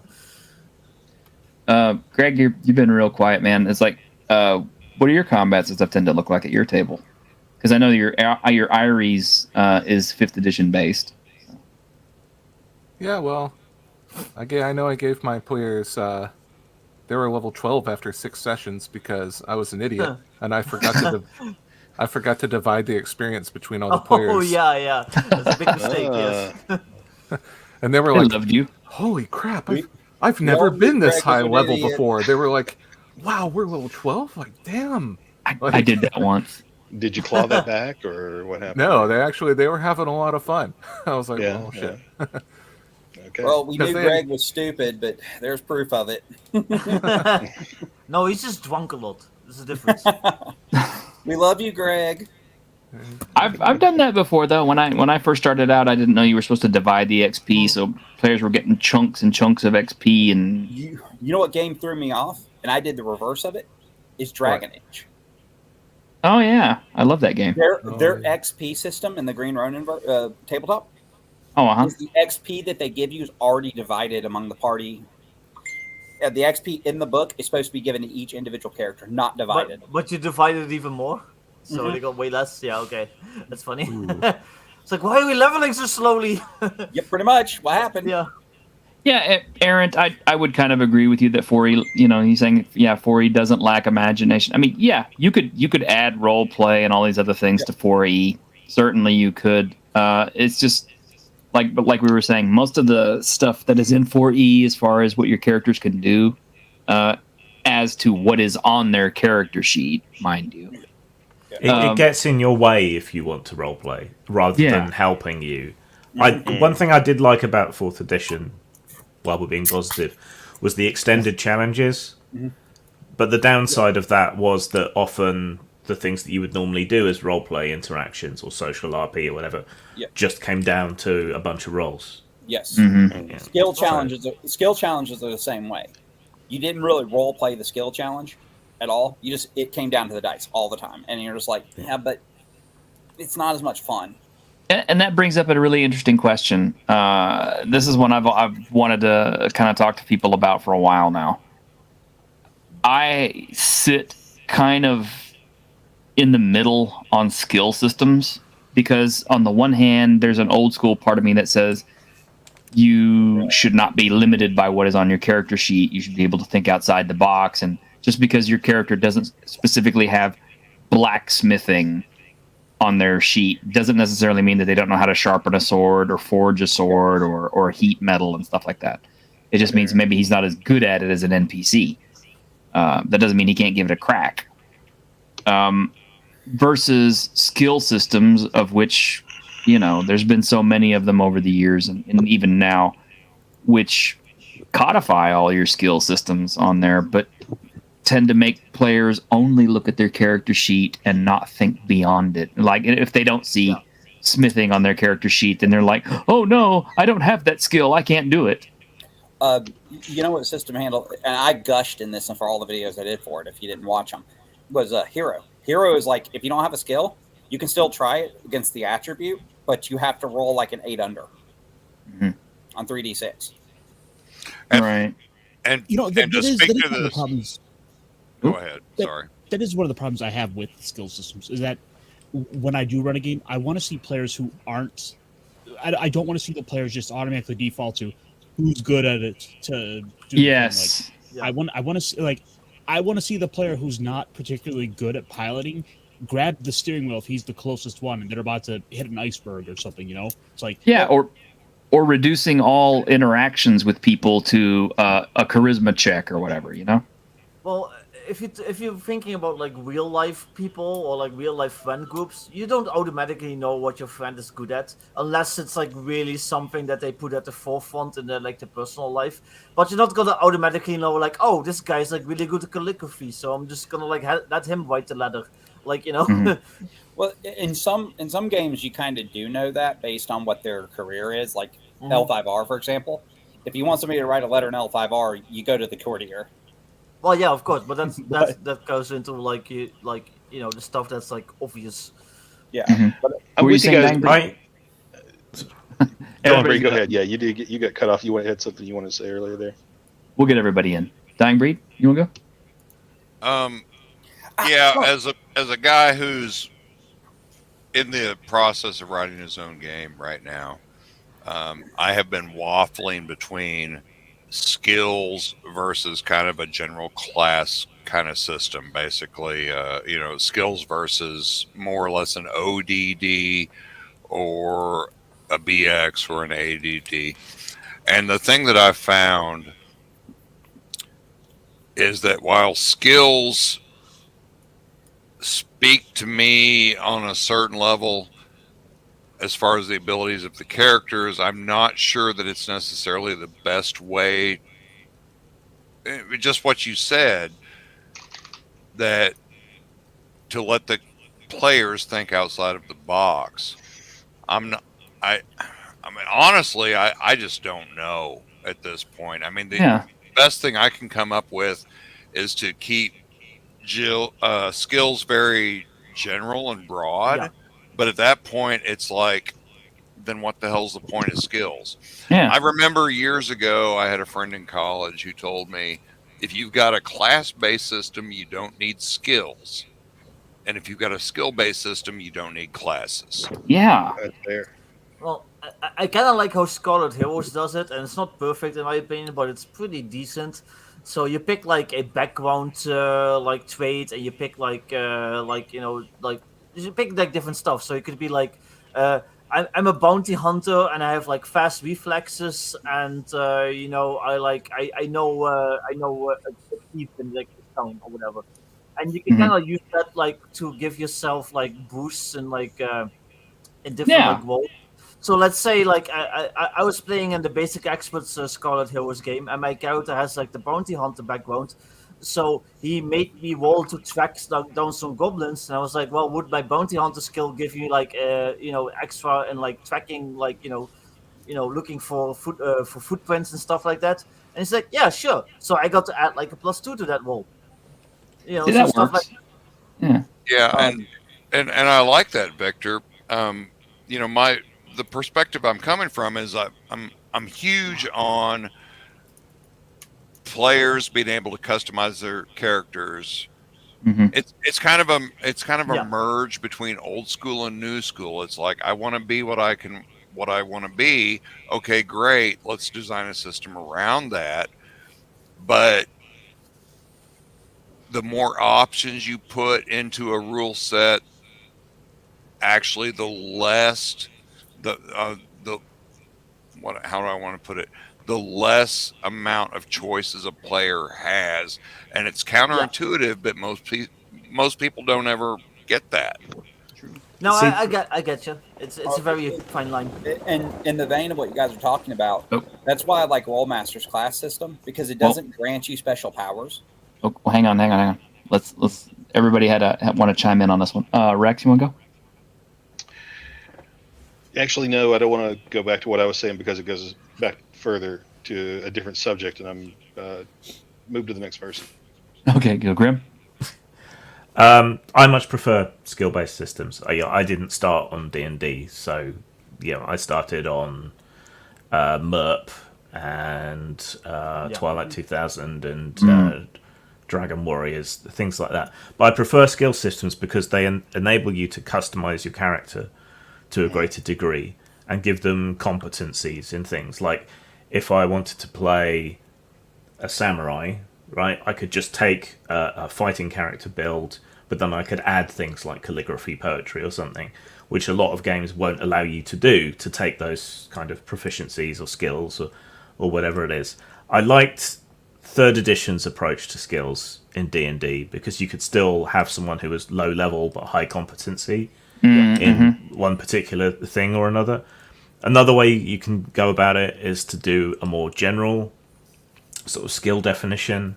I'm thinking like Barbarians of Lemuria, you have like a trade word like shaman or berserker or whatever, and that gives you sort of generic bonuses to anything that would apply in. Or in the original edition of Over the Edge, you just had very broad descriptions like, okay, my character is a mercenary, was a mercenary, became a private eye, and is covered in interesting tattoos or something. Right, and then if those directly related to something, you'd get a certain number of dice. If they tangentially related to something, you'd get less dice. And if they counted against you, like if you try and disguise yourself but you're covered in all these interesting tattoos, then it would be a penalty. So those are different ways of attacking it. But for me, the customizability is the main thing. One last thing, getting players to try things. I think basic role-playing, Call of Cthulhu, does that really well because everyone wants that tick in the skill box so they have a chance of going up. So people will go out of their way to do things that they're not necessarily really good at. That's true, and yeah, that's a really good example of a system that works. I mean, it's percentile based too, so it's harder to do to raise your skills. But yeah, I wish you could do that with D&D or with OSR. Just that would be perfect. I think that honestly, if you're going to use a skill system, though, that percentile is kind of the way to go. But I did want to throw out real quick before I interrupt anybody else that I want to give a lot of props to Jim for throwing out Over the Edge because that is one of my favorite games ever. Because I'm a huge William S. Burroughs fan, and I just absolutely love it.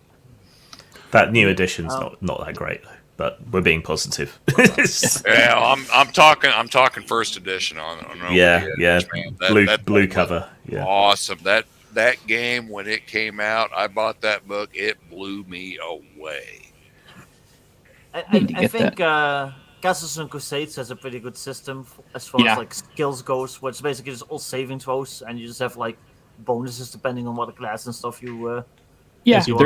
Over 16. Yeah, their siege system is real simple. It's either 12s or 8s. Legacy, what were you saying? So two quick things. Actually going to marry a couple of these ideas. First off, Rollmaster's class system is beautiful because it doesn't define your abilities. It makes certain skills cheaper based on what your class is. So like a fighter gets martial skills cheaper than a wizard does. I like but that. A wizard gets access to spell list way freaking cheaper. So it's like you can actually build a fighter with spell list. I like that. Isn't that kind of reminiscent though of the 2nd edition AD&D non-weapon proficiencies? It predates it. It predates it. I understand that, but I mean they're kind of similar, right? I mean, yes and no, because non-weapon proficiencies are actually an optional system, and they're also they're a little bit of an afterthought in 2nd edition. In Rollmaster, everything is skill based. So. Okay, gotcha. But the other thing is, we're talking about having terms and things you have. Actually, there's gonna be another thing off this. So, Cortex Plus does it. A couple other games do it. Cortex Plus does it really well, and that's distinctions. The idea that when you have an ability, you get a distinction to it, or you have a distinction. So, a good example is in Leverage. Nate Ford is an alcoholic, so you can use that distinction to, like, say you're trying to fake like you're drunk, right? You can actually tag that distinction to get an extra D6 to keep in your pool in order to fake it, because you know what it looks like and what it sounds like to be drunk. You're aware of what drunk people act like. But the last thing I was going to mention is non-stat-based systems that use just skills like the Chronicle system are actually very unique too, because you don't tie anything to stats, you tie them directly to skills. And then you tie the skills even further down to specialties. Well, this is a system that I really like. I've crowed about this game so much now. This is Worlds Without Number. And this is just an example.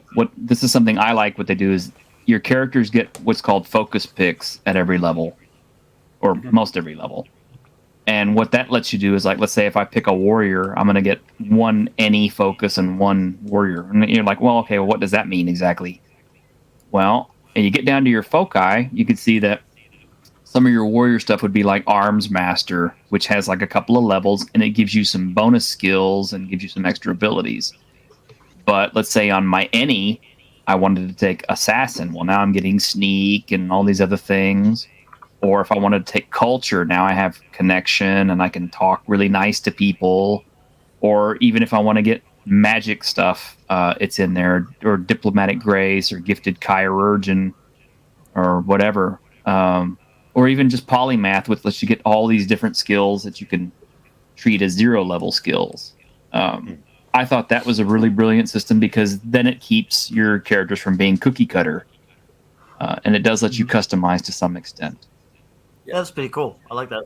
Well, that's what I was saying about the age system, the Chronicle and the age system. Is you go in and you're like, oh, I have a magic score of 2. Okay, so anything I try that's going to be magical is going to get +2 to the roll. But then I can specialize in schools of magic, magic knowledge, all these other really cool focuses that make it a lot easier, because then you get an additional +2 for having a focus in it. Well, one of the other things that I liked about Worlds Without Number, and this is going to tie into some other stuff I imagine you guys will probably enjoy. The default race for Worlds Without Number is human. However, if you want to take something like an elf or a dwarf or a minotaur, whatever, I mean, whatever's in their list, you use one of your foci to pick up a level in that. And if I can scroll down all the way, I don't remember right where it was, but... So I can take a level in Minotaur and have 6 nipples on each tit? Yes, you absolutely could. Nice. Okay. But look, see, like, okay, if you pick, like, you know, elves, depending on which kind of elves you pick, you get like a level which gives you all these other abilities and stuff, which are part of your foci.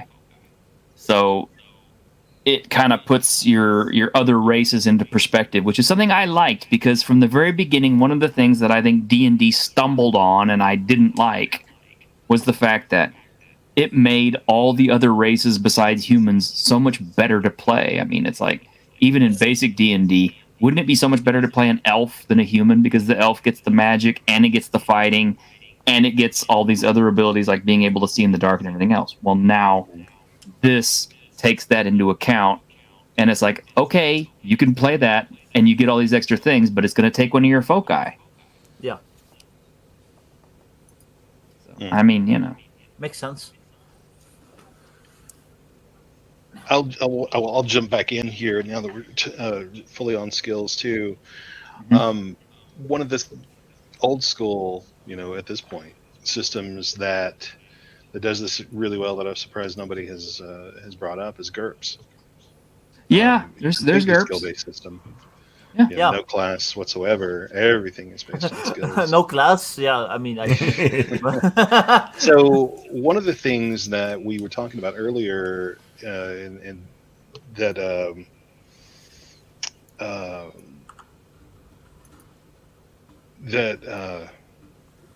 was coming up was like, how do you differentiate? You know, if you do or don't have, you know, a forging skill or whatever. You know, Dying Breed was talking about how to blend the class and skill thing, and something about, how do you make it, can you sharpen a sword? Can you heat metal?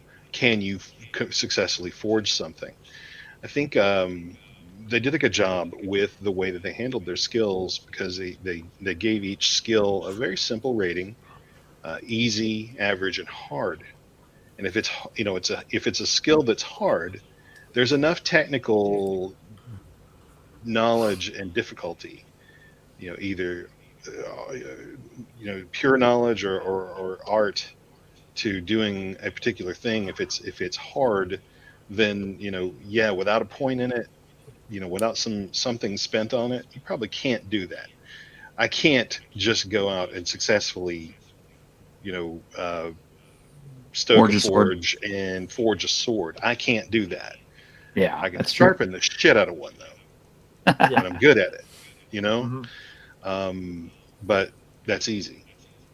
And I think if anybody wants to approach any kind of a system of building, a meaningful skill system, having some sort of a variance of, what skills are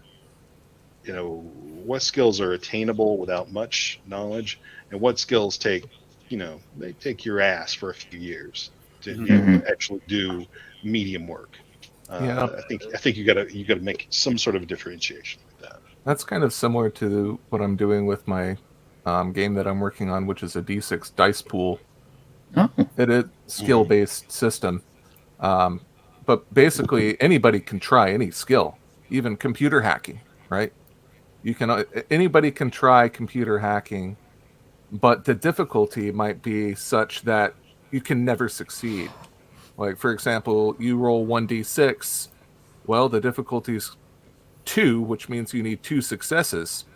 You only have 1d6. You can never, ever succeed at that. But if there's something basic, you might be able to. But yeah, that's kind of how I'm going to be handling it, as having levels of expertise. And the skills that you choose to be an expert in will also help you customize your background. For example, a ninja would have a requirement of being an expert in stealth and an expert in light weapons or whatever. So as a player, you can decide to use your skill points and put those into a myriad of different skills and be more useful overall, or you can kind of sacrifice your ability to have more success in different areas and dump everything into stealth and weapons, and then you get your ninja background, which gives you an even more interesting ability to choose from. So that's kind of similar to what I'm doing there. Go ahead, Graham. I had a system I was tinkering with where you could only take a broad skill up to level 3 out of 5, and if you wanted a level 4 skill, you'd have to have a broad specialization, and then if you wanted a level 5 skill, you had to have a tight specialization, because it kind of got annoying with it was science skills that prompted me, because science is such a huge broad area, you can't possibly know everything. So general scientific knowledge would take you as far as skill level 3. Then at level 4 you might choose physics, and then at level 5 you might choose high energy physics, right? But you could take second specialities at 4, so you might know physics and biology, and then you might also have a specialization in biology of like nervous systems or something like that. So you would have broad general skills, sort of tighter intermediary skills, and then more advanced upper skills. And then I had this secondary mechanic I wasn't sure whether I was going to throw in or not, which was sort of like a one-upmanship thing. So if you've got a skill level 5 and you're utterly brilliant, and you come up against someone else with the same skill and specialization at level 5, and which is utterly brilliant, you would also have this kind of rider on top of that, extra levels that don't normally give you any dice, except when you're in confrontation with someone else with the same speciality as you. And then if your level in this substat was higher, you'd get a bonus dice. So if you had 2 duelists who both had dueling swords, fencing swords, level 5, but then one of them had like mastery level 2 and the other one had mastery level 1, the one with 2 would then get an extra die, but only in that circumstance. Yeah, I haven't used it for anything, but it's still in my head. Going back. Going Go back ahead. to what Rex was talking about a minute ago about certain skills should be harder to obtain, I think Grim could probably testify to this. Both Merp and Rollmaster, the way they handled that is each skill, each time you leveled up, you could only buy a certain number of ranks in a skill. And that represents how difficult the skill is to obtain for whether it be a class skill or whether it just be a generically hard skill to learn, like Adrenal Defense. You were able to like you may only get 1 rank per level in armor skills, or 3 ranks in, if you're a fighter, you may be able to buy up to 3 ranks in each weapon category because you're a fighter and you know how to fight better with weapons. And so really that's actually, a lot of people bitch and moan and complain about how complex Rollmaster is as far as managing your development points and stuff, but it actually has its own beauty to prevent you from building a character that just runs away with a skill that he takes a class that he shouldn't be able to do. You know, he shouldn't be able to be a wizard at level 4 with 20 ranks in longsword. Yeah. And kind of to speak to all this, one of the things, at least for me, when dealing with skill systems, is that we're always trying to find a way to simulate human learning and knowledge. Mm-hmm. And that's very difficult to do.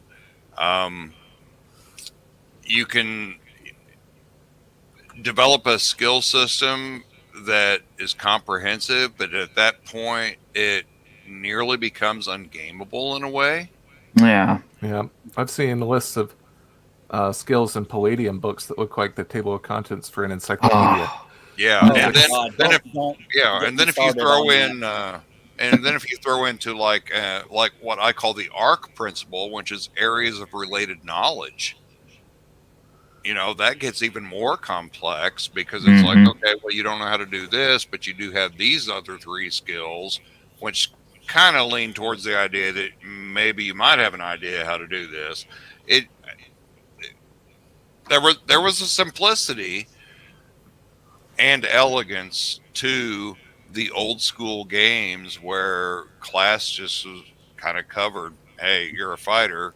This kind of encompasses all the things that maybe you can do. Didn't Shadowrun used to have like a web of related skills? So if you didn't have the right skill, you could move to a different one. Yes, you could sub other skills. Like if you don't have rifles, you could use submachine guns for assault rifles because they both fire on burst fire and things like that. Yeah. Yeah, in real life, that's not much of a difference. I think that was second. They got rid of it, I think, in third because it convoluted the game too much. Yeah, it was a nice idea, but that skill system that you described, Grim, Old Twistat kind of did something similar, a bit more simplified. So, like, you could have like the science skill at level 2, and then you could like be like, oh yeah, I have like science at level 2, but I'm gonna put an extra point in like fucking like astrophysics. So now I have astrophysics specifically at like level 3. You know. Yeah. Stuff like that. So yeah.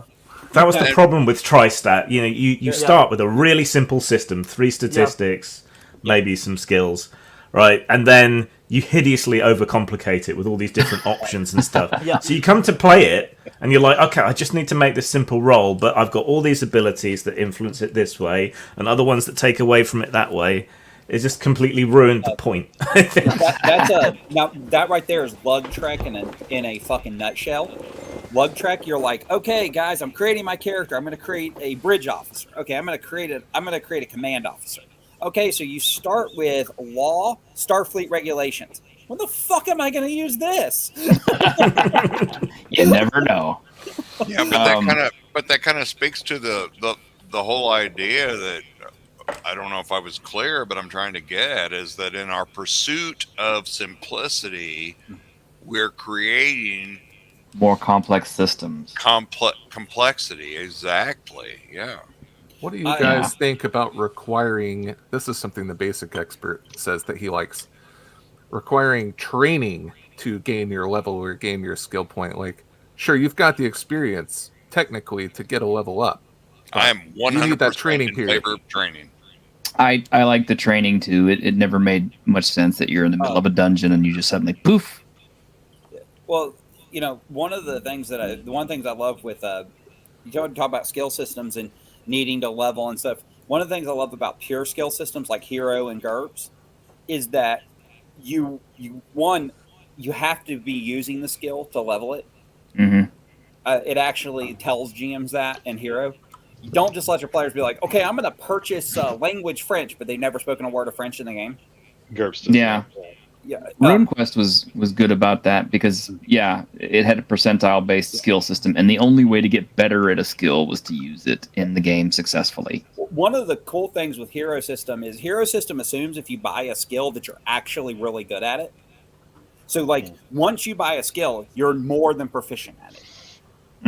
So they actually in 6th edition introduced the ability. There's an ability in 6th edition where you can buy what's called proficiency, where you're just basically barely proficient in the skill, which gives you a better chance than normal to succeed.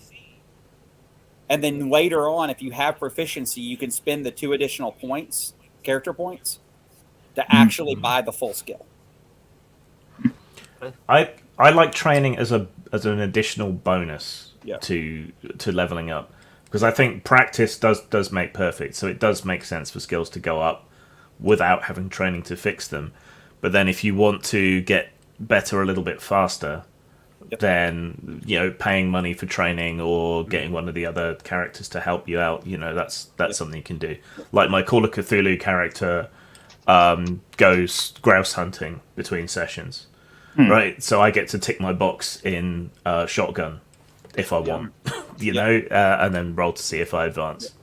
Yeah, So that goes back to the idea. Call of Cthulhu was the first game I ever encountered where, second game, because first was Star Wars V6. Star Wars.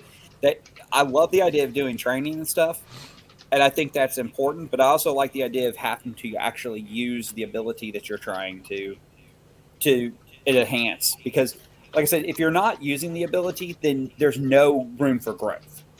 Yeah. At all. You don't get better just by looking like it's not. It's why I can't stand people who claim they go to the University of YouTube. Oh. I can watch a billion videos on something and still not be proficient in it. Oh yeah, we had a guy at our table who, we used to make that joke about it. It's like, oh yeah, well, what's his name? He's an expert at nuclear physics because he drove by a nuclear power plant once. Oh, my favorite thing in the world, honestly, and I'm gonna keep it as positive as I can, but it drives me. It's one of the craziest things on Twitter and Facebook. Is Facebook and Twitter lawyers, not like actual law degree holders. I'm talking about people who are like the people that are talking about OGL, for example, right now, and all the legal nuances in this OGL controversy. Yes. And I'm like, guys, you're talking to somebody who holds a 4-year degree in procedural law, and I still would ask questions of attorneys before I started talking out of my ass the way you guys are. Yeah, that is something to think about. Not to drag the discourse down into negativity, but I was trying to keep that as positive as I can because there are a lot of people who do that, and that's a good example of why it's good to have training, like a response of you need to be training the skills before you're allowed to advance them in games and stuff, because that's not how you don't learn by just thinking about it. You actually have to practice it. You have to research it. You have to actually do it. There is one of the things that I had kind of toyed with in a skill system I was working on Legacy was this idea of the school of hard knocks, where failure can be just as much of a teacher as success. Mm-hmm. And that you don't have to necessarily succeed at a skill in order to improve it. Just a significant number of failures might actually be able to teach you the same lesson. But it kind of gets back to that point that I talked to before, where you're just introducing more complexity, and it kind of becomes ungameable, when taken to an extreme. Correct me if I'm wrong. 7th edition Call actually says specifically that even if you fell at a skill but you use it at an appropriate time, you can still check the box. I think that's right. Well, I can't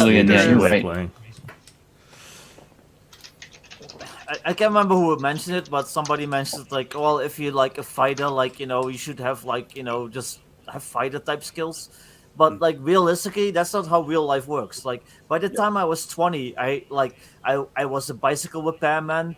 I worked construction. I worked as a car mechanic. I did all this stuff, and then just because I joined like the military at at 20 or whatever, doesn't mean that all of a sudden that's just like the skills I have. All of a sudden, I only have the skills of a soldier. I don't have any of those other skills that I picked up. You know, I love background systems. I love systems that grant background skills. Yeah. Because background skills are a real thing. Yeah, and Victor, you're exactly right too. I agree with you because that was my whole problem with class-based systems. Oh, you're only a fighter, or you're only a thief. Yeah, it's it's exactly what you said. It's like I have a ton of skills. Yeah, I also lack a lot of skills. Of course, and it's you pretty much summed it up. After being in the military, there are plenty of people in the military that don't have military skills. I think I had this conversation with Victor. I had this conversation with Victor not too long ago. It's like Worlds Without Number. I like their system because even though you have a class, you have foci that can change the way that class works. But I also like other systems like this latest one, Sacrifice, that I'm looking at. Which it's a classless system, and literally you're picking up stuff as you go, or Dungeons and Delvers, which lets you pick between all your abilities every level instead of having a set one, or Low Fantasy Gaming, where you're making up an ability for your character to have every couple of levels. It has to be agreed on by the GM, but it's like, let's say you want a fighter, and you tell the GM, it's like, okay, well, for my special ability this level, I'd like to be able to pick locks, and the GM says, well, okay, yeah, that's fine, you can do that, or just something simple like that, or something even more complex, like a thief wants to be able to teleport to an opponent's backside or something.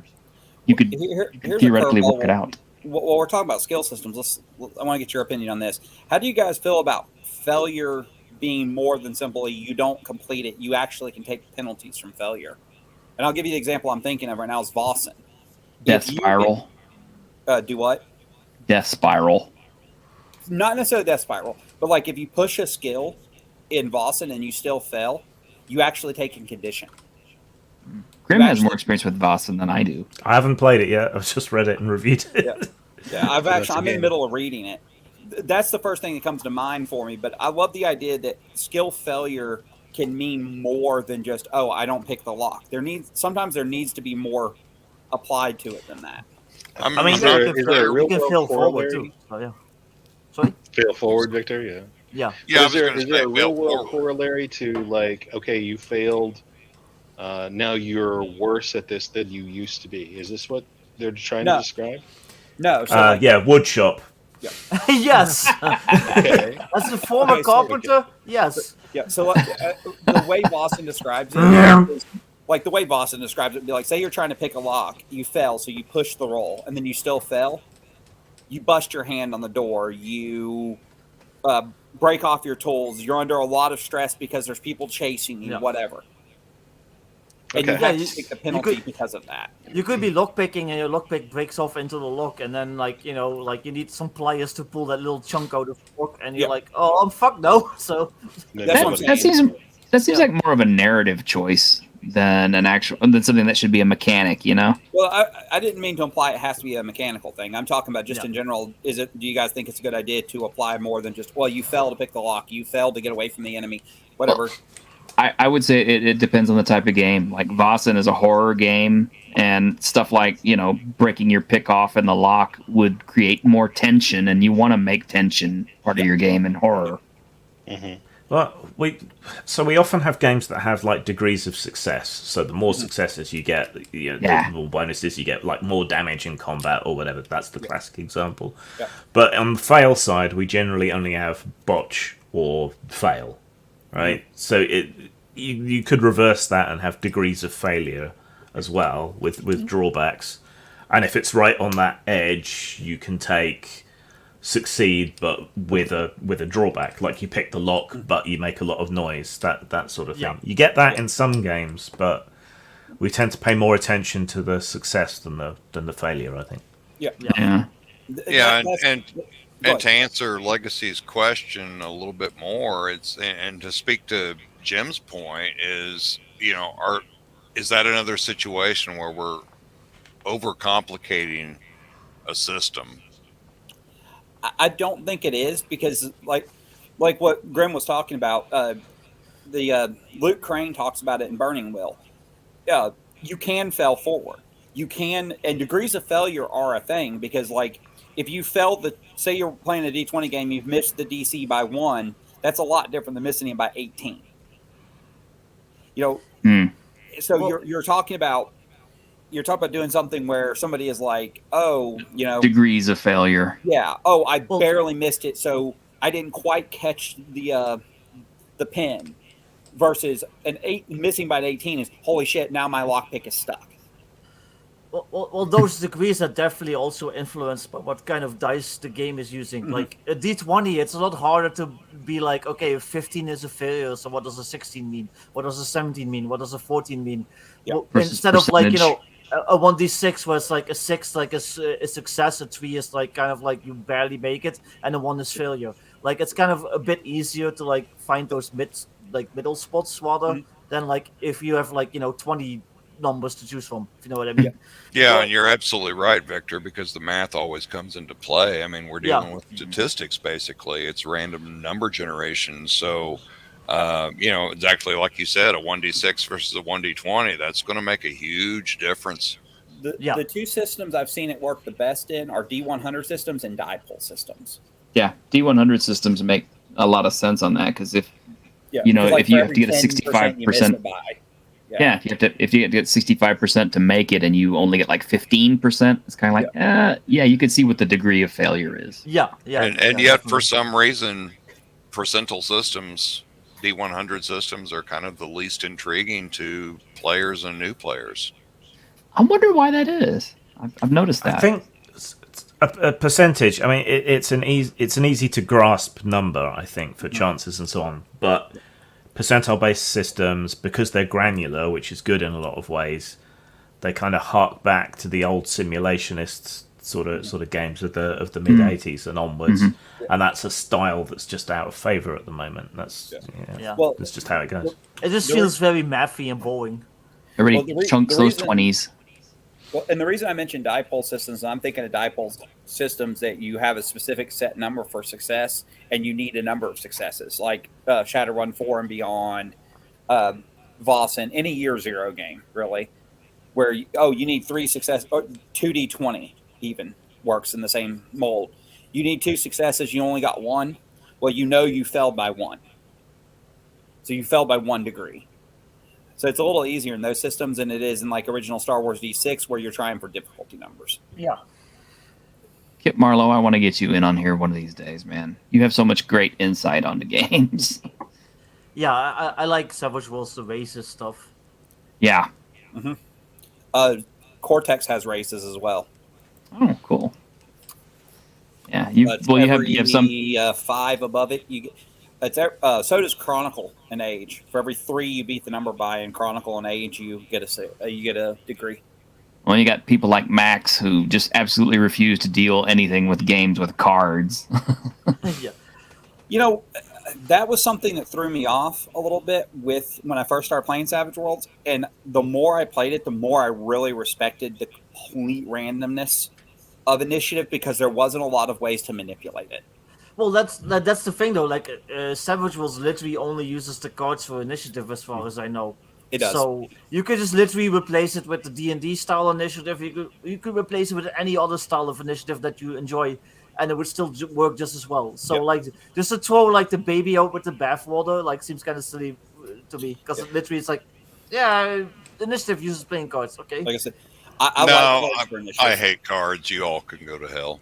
Well, yeah, but like I said, you can take that part out and replace it with something you do like, and the whole rest of the system is basically like, just normal. Yeah, you could choose not to use cards in Torg, but if you do that, you're destroying one of the great tension making and breaking mechanics in the whole game. Whereas because every round, the GM is drawing a card to find out how the round is going and who's in favor and who's out of favor. Not to mention, it's also taking away some player agency in being able to deal with stuff by being able to play cards and thwart whatever the GM's going to be doing. Well, you can sub a lot of mechanics in for cards too, because there's games that people play that they don't like parts of it and they try to not use it. Like I've heard people don't like using momentum and doom pull in Conan, and so they try to avoid it.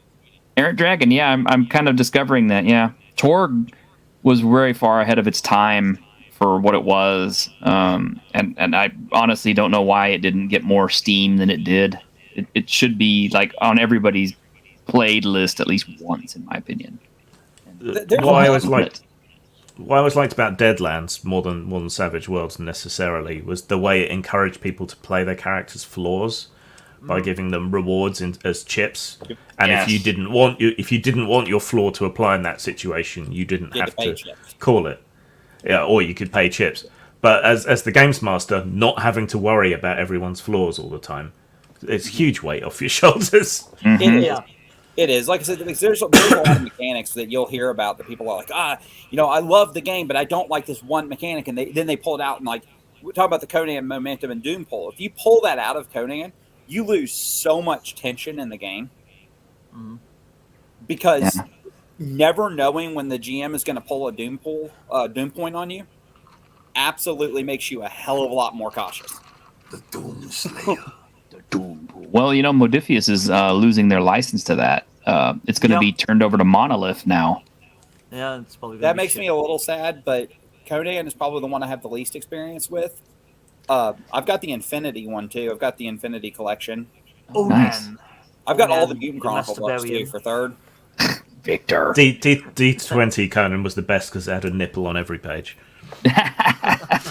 Nice. That's one thing about the new people. They did the board game, which retained a more old school aesthetic to Conan. Then you have the nakedness and the everything else.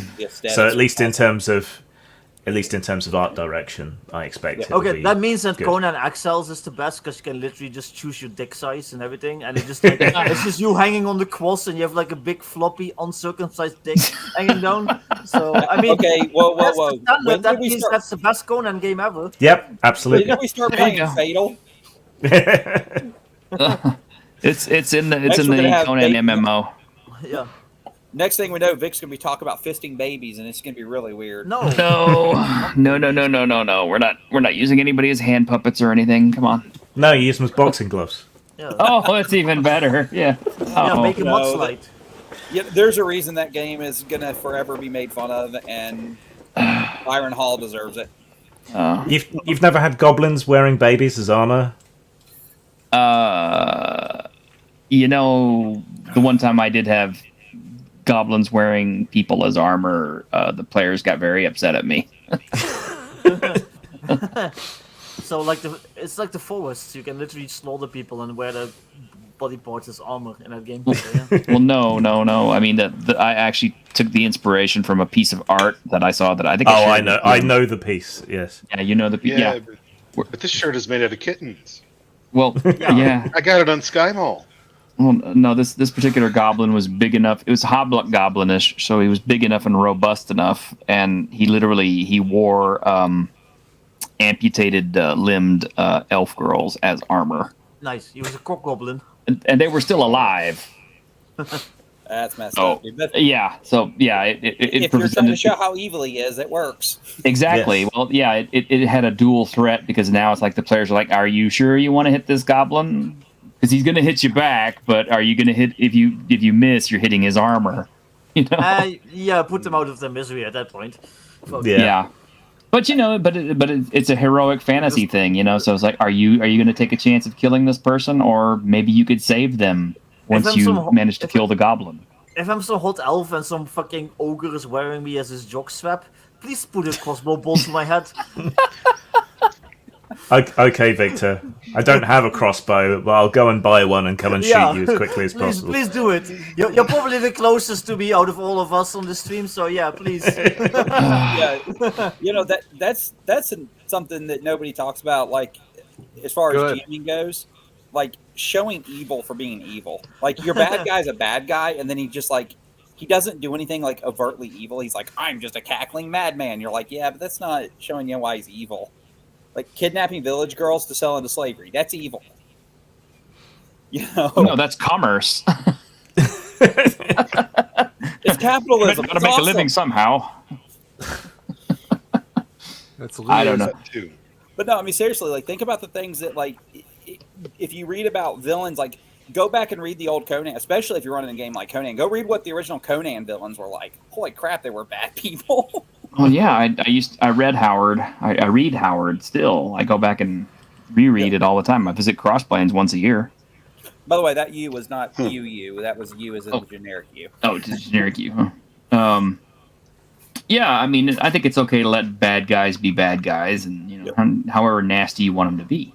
Yeah. Well, also, like, just consider what it would be like to live in, like, that kind of universe. Like, I would probably be a bad guy, just to fucking be able to, like, feed myself, and, like, be able to get a sip of water, like, maybe once a day.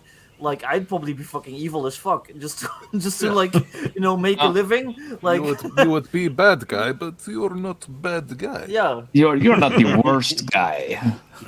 Society made me this way. Yeah. I'm only evil. Get a shirt that says "I'm only evil because you made me." Yeah. This is going to end up leading to another 2-hour discussion, but on world building, which is always a good topic. But I've always wondered about that myself. It's just like people who try to run settings where everybody gets along, and I'm kind of like, we live in this world where everybody would kill each other over the color of their skin or their accent or perceived differences.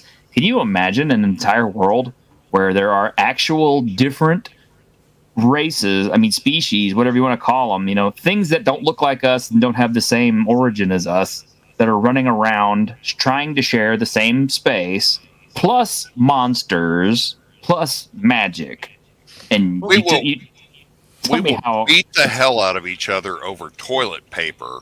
Yes. Well, also. So please tell me about elves and dwarves. Yes. Also take note that the people on Twitter that say this stuff is like, oh, why are you putting racism in your fantasy setting?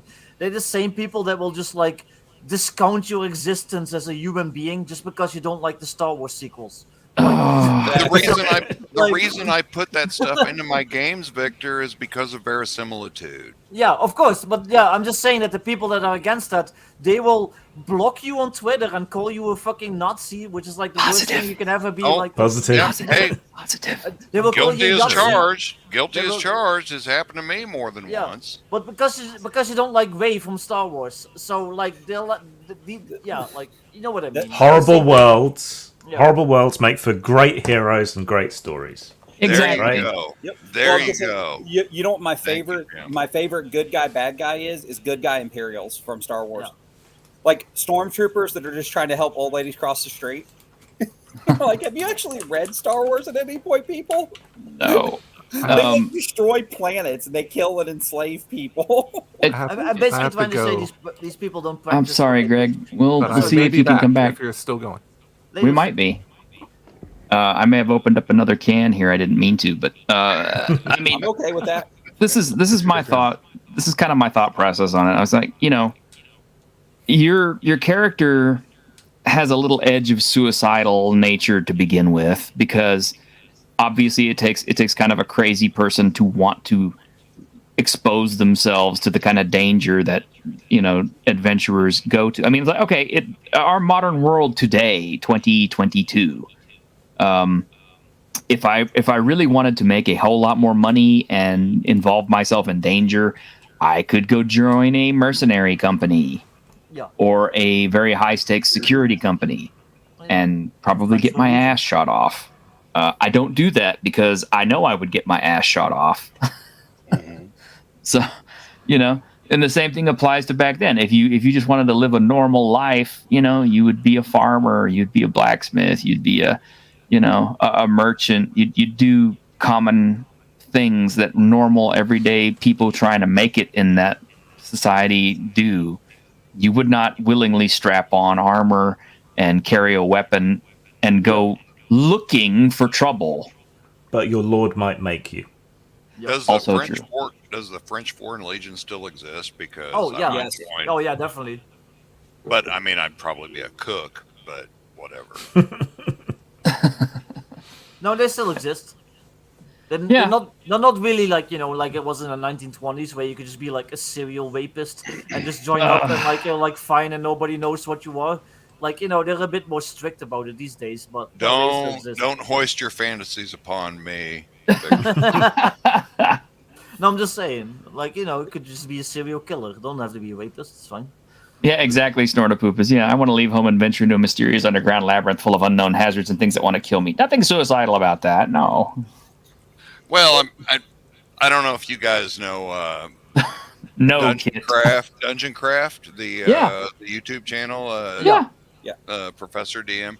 He's Yeah. got a lot of good stuff. I can't say I'm the biggest fan for Same.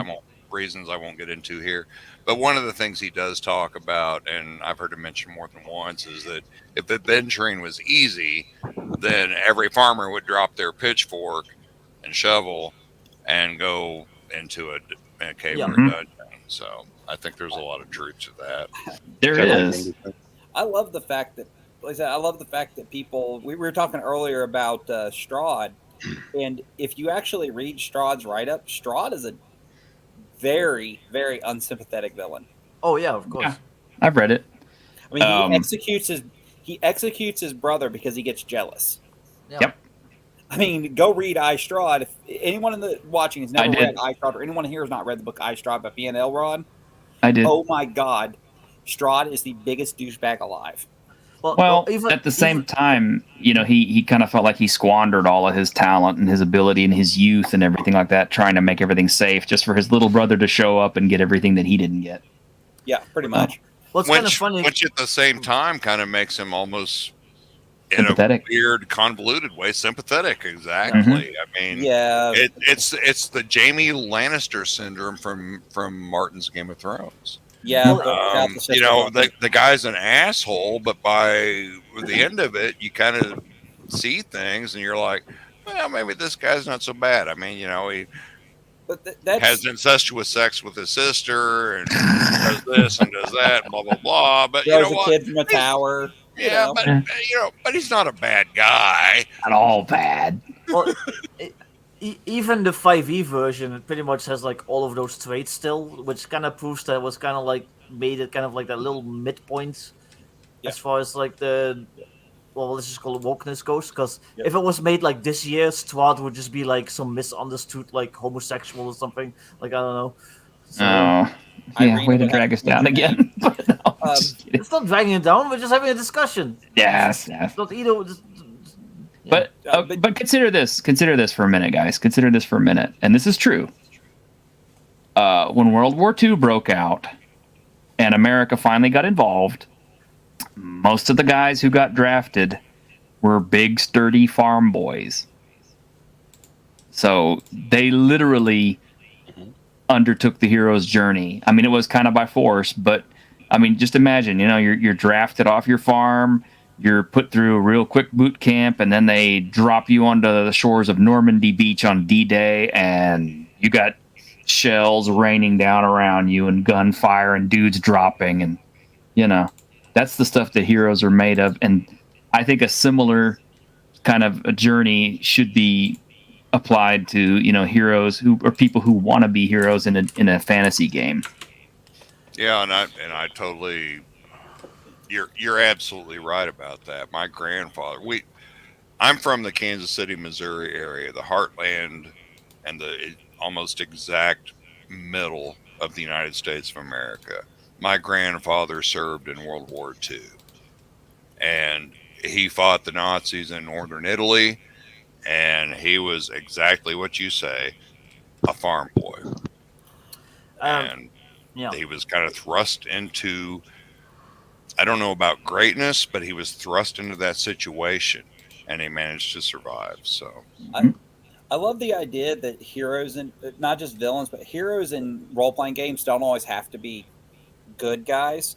They can be morally dubious people that get pushed into really, really crappy situations where they kind of have to be the good guy. Oh yeah, Think Han Solo. one of my favorite books is Glenn Cook's Black Company books. Oh yeah, those books are awesome. Amen. Yeah. Those guys aren't good guys.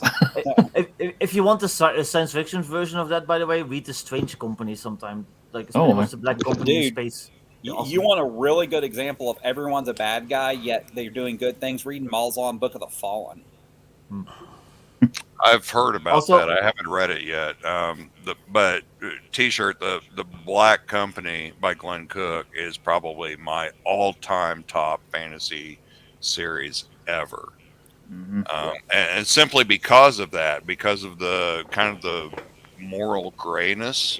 But you got a bunch of guys. These are not good people, and they're quite despicable. And yet somehow they manage to become heroes, or at least at the bare minimum protagonists. Yeah. And somehow Cook weaves his way into letting the audience sympathize with them. Yes.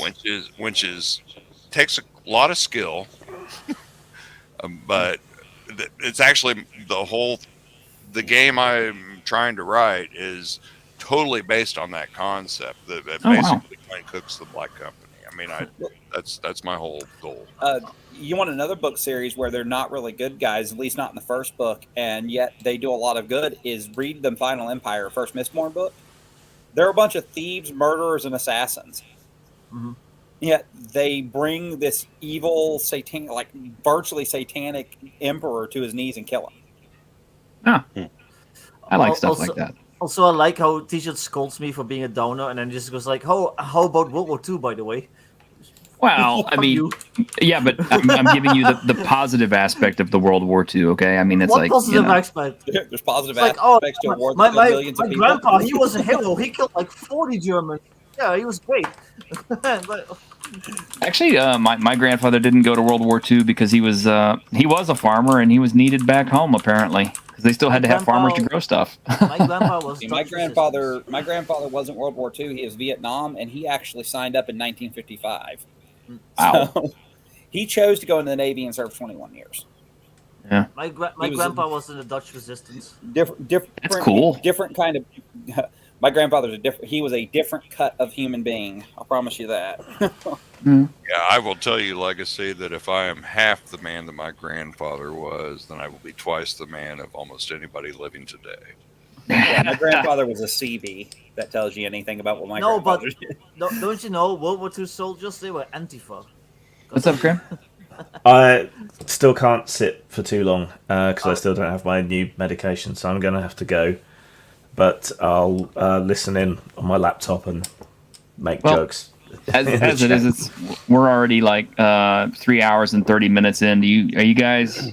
I mean, we could go on about this for a hell of a long time if we want to, because this is something that we love, and this is something that brought a lot of us together. It certainly brought us together on Twitter, because that's how I met everybody. I just want to say real quick that Graham, you and I differ politically sometimes, but I absolutely love you, man. I absolutely love you. Thank you. Always. Wow, that's awkward.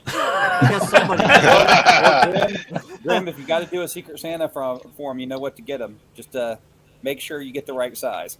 All right, I'm leaving. Take it easy, Graham. Take care, Graham. Okay, make it a whiskey. Yeah, all right. Yeah, that's fine. Later. Happy holidays. Yeah, that's probably going to do it for me as well, fellows. We're in the middle of when I normally sleep, so. Oh, okay. Well, I'm not in Europe, but I am a third shifter in the United States. So. Oh, I got it. Okay. I'm going to head back to bed, and I'll probably see some of you around Twitter and other places later tonight. Rex, right. it was great to see you. It was nice to meet you. I appreciate it. Yeah, you too, Dying Breed. Victor, good to talk to you. Legacy, good to rap with you as well, fellas. It's been wonderful. T-shirt, thank you so much for having me on. No problem. I'm glad you made it. Yeah, absolutely. And if there's anybody watching who wants to find me on Twitter, I'm Cerulean_Rex. So Yep. hit me up. Had a great time, fellas. Thanks. Take care. All right, take care. Yeah, I guess it's a good time to wrap it up, guys. This is a conversation that if we open the full can of worms, we'll be here till like 3 a.m. We There will. was supposed to be more people that joined, but nobody else showed up, I guess. So, Yeah, I mean, I was. I'm good if you guys are. Well, I was expecting people to rotate in and out and stuff like that, but after a certain, we did hit the cap, I think, twice. So we did hit cap twice. But yeah, I've got to get on myself, and I mean 3.5 hours is good, and we will be back on Tuesday. There'll be another Dungeons and Discussions. I'm not sure what the topic will be yet, but probably world building or something. I mean, something that we haven't done yet. I will say this, T-shirt. I'm glad that I was able to actually hop on because I know I know you do different streams throughout the week, and Saturdays are definitely a no-go for me normally because I hang out with friends on Saturdays all day. Yeah, and I understand that. The attendants are here to take. Yeah, that's right. Take me back to my room now. Can you hear my dragon breathing next to me? I can. Yeah. Legacy just crashes my streams on Sunday all the time. So I do too sometimes. Hang on. Last week I was on the phone, didn't show up on time, and you guys are freaking the fuck out. I don't want to hear it. Well, I was freaking the fuck out because it was just me, trying to entertain this whole chat, and I'm like, I'm not that entertaining. You know what you do? That's when you grab some balls and start juggling. Yeah, I mean, if somebody wants to see my Dutch balls, that's fine, but it has to be on OnlyFans so I can actually make some money. You should have showed off your gun collection or something. People would have you'd have gotten more views than you wanted. I mean, some of them would have been, FBI agents, but anyway. Thank you all for hanging out with me. Let's have a great Christmas. And, like I said, there's a lot of really wonderful things to celebrate in our hobby. There's more positive than negative, in my opinion. I mean, we could just sit there and harp on the negative all day long, but I think there's more positive to be gained from it than there is negative. On that note, just as a last note, I have to agree with you on that. And I'm going to be honest with you, kind of walking away from 5e and away from the toxic community that surrounds it and stuff, especially on Twitter. I'm a lot happier in the hobby right now. Well, and I mean, that's your choice. But some of us still, like Victor, work with the 5e community. And like I said, there's nothing wrong with the 5e rule. Oh, 5e. Yeah. Oh, 5e. Yeah, let's make it a thing. All right. Well, until we see you next time, which should be tomorrow, because we'll have a Weekend Geek tomorrow at 4 p.m. At the very least, I'll be there. I don't know if anybody else will. Everybody else might be going like, holiday stuff T-shirt. That sounds like me. I'm going to see my folks one last time before they move to Illinois. There you go. But thanks for hanging out with us. And if you don't catch us tomorrow, catch us on the replay and catch us Tuesday because we'll definitely be there Tuesday. Bye, everyone. Bye, everyone. Merry Christmas. Yep. Merry Christmas. Happy New Year later. Take care. Look, the Dungeons and Dragons ride!